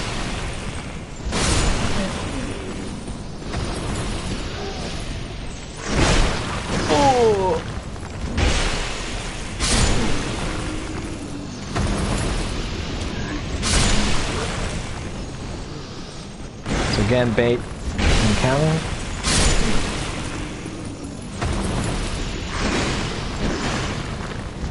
You do have to be kind of familiar with the moveset for this to work. To save under ability, you can, you know, just either punch down these doors or you can actually parry them open, funny enough. Parrying counts as a hit that does 0 damage. But the fact that it counts as a hit lets you use it for a few things.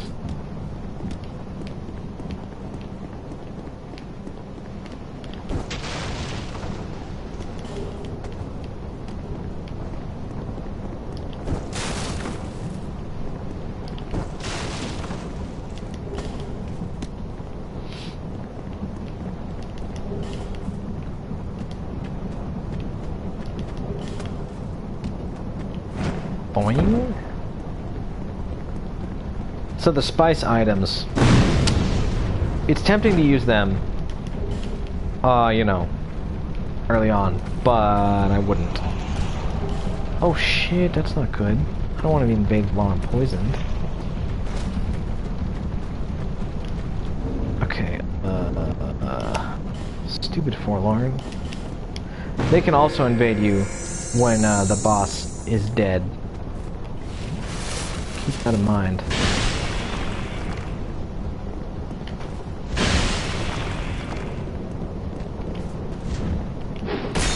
Dope.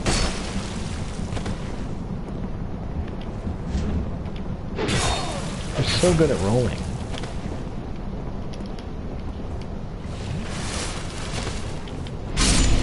Gotcha. Right, I really like this bonfire. It's so easy to just come over here and be like, huh, I have full everything again.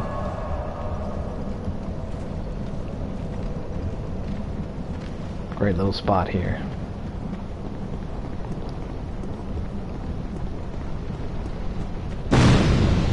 Okay, so I was getting stuff. Let's kill the fat guy.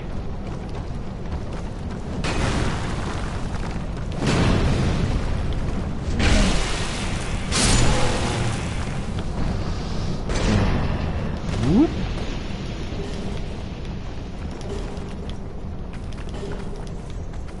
Bonehead alert! Oh, invisible guy. Oh shit! That could have killed me if I was paying attention right there. Always better to... Oh shit, here comes the second one. Bait these guys. Because you might just get destroyed if not. Yep. Come on guys, hurry up. I ain't got all day. There is a small amount of AoE on those orbs. Keep that in mind, so you don't get blown away. Okay, I guess I got everything. They hit tremendously hard though. Really better off just avoiding them. Race to the bonfire! Okay. Now we can carry on.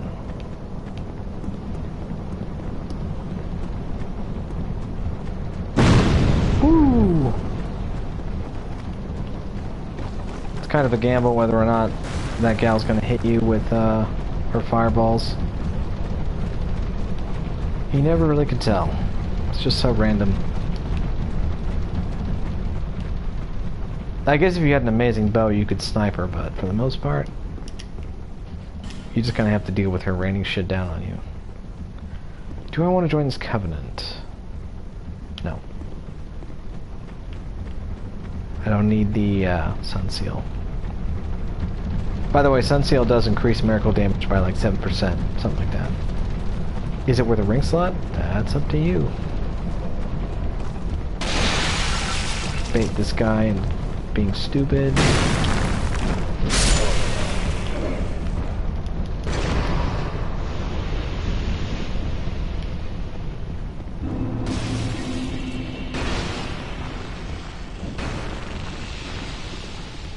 Okay, again, you gotta get her to cast her one-shot spell, and then you can go in. Otherwise you're taking a big risk of getting blown up.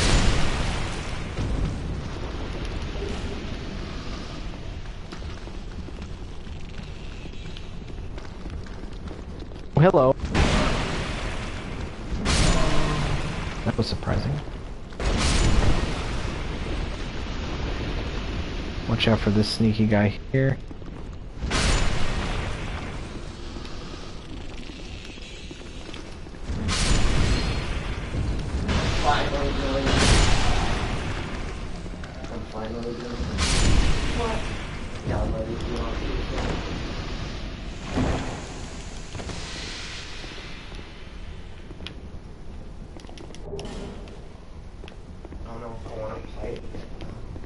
Okay, now for Jabba the Hutt. Oh, sure. You can come. Surprised to find a sign here. But I always like to help out the Sun Bros, you know, they need the medals usually, so...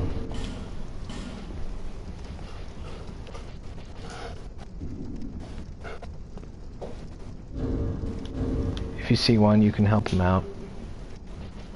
I feel bad for you if you wait for your medal farming till endgame. It's better to get it over with as soon as possible. Before co-op dries up.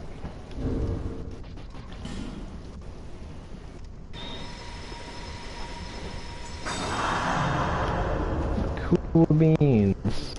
What is that? Claymore?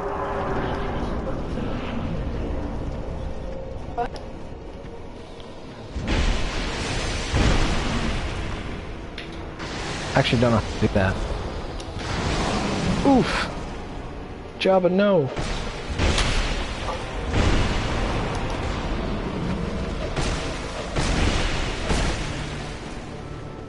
Look at those big old chips. Dang.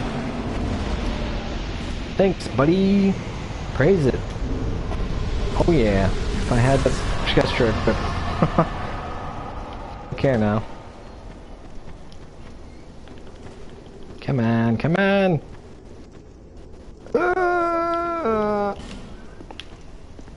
Alright.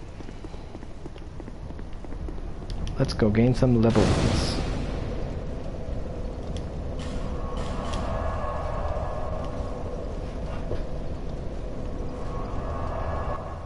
Right, and I think I will take a short break here and catch up with you guys later. Gonna check on a few things. So, hope you enjoyed watching how to efficiently assemble a build. And I'll keep giving tips as I make my way through the journey towards completing the build. And then maybe if I feel like it, I'll go further than that. I'm not sure. Anyway, thanks for watching. If you enjoyed, don't forget you can follow on Twitch, you can like and subscribe on YouTube. All that helps. Take care and don't go hollow.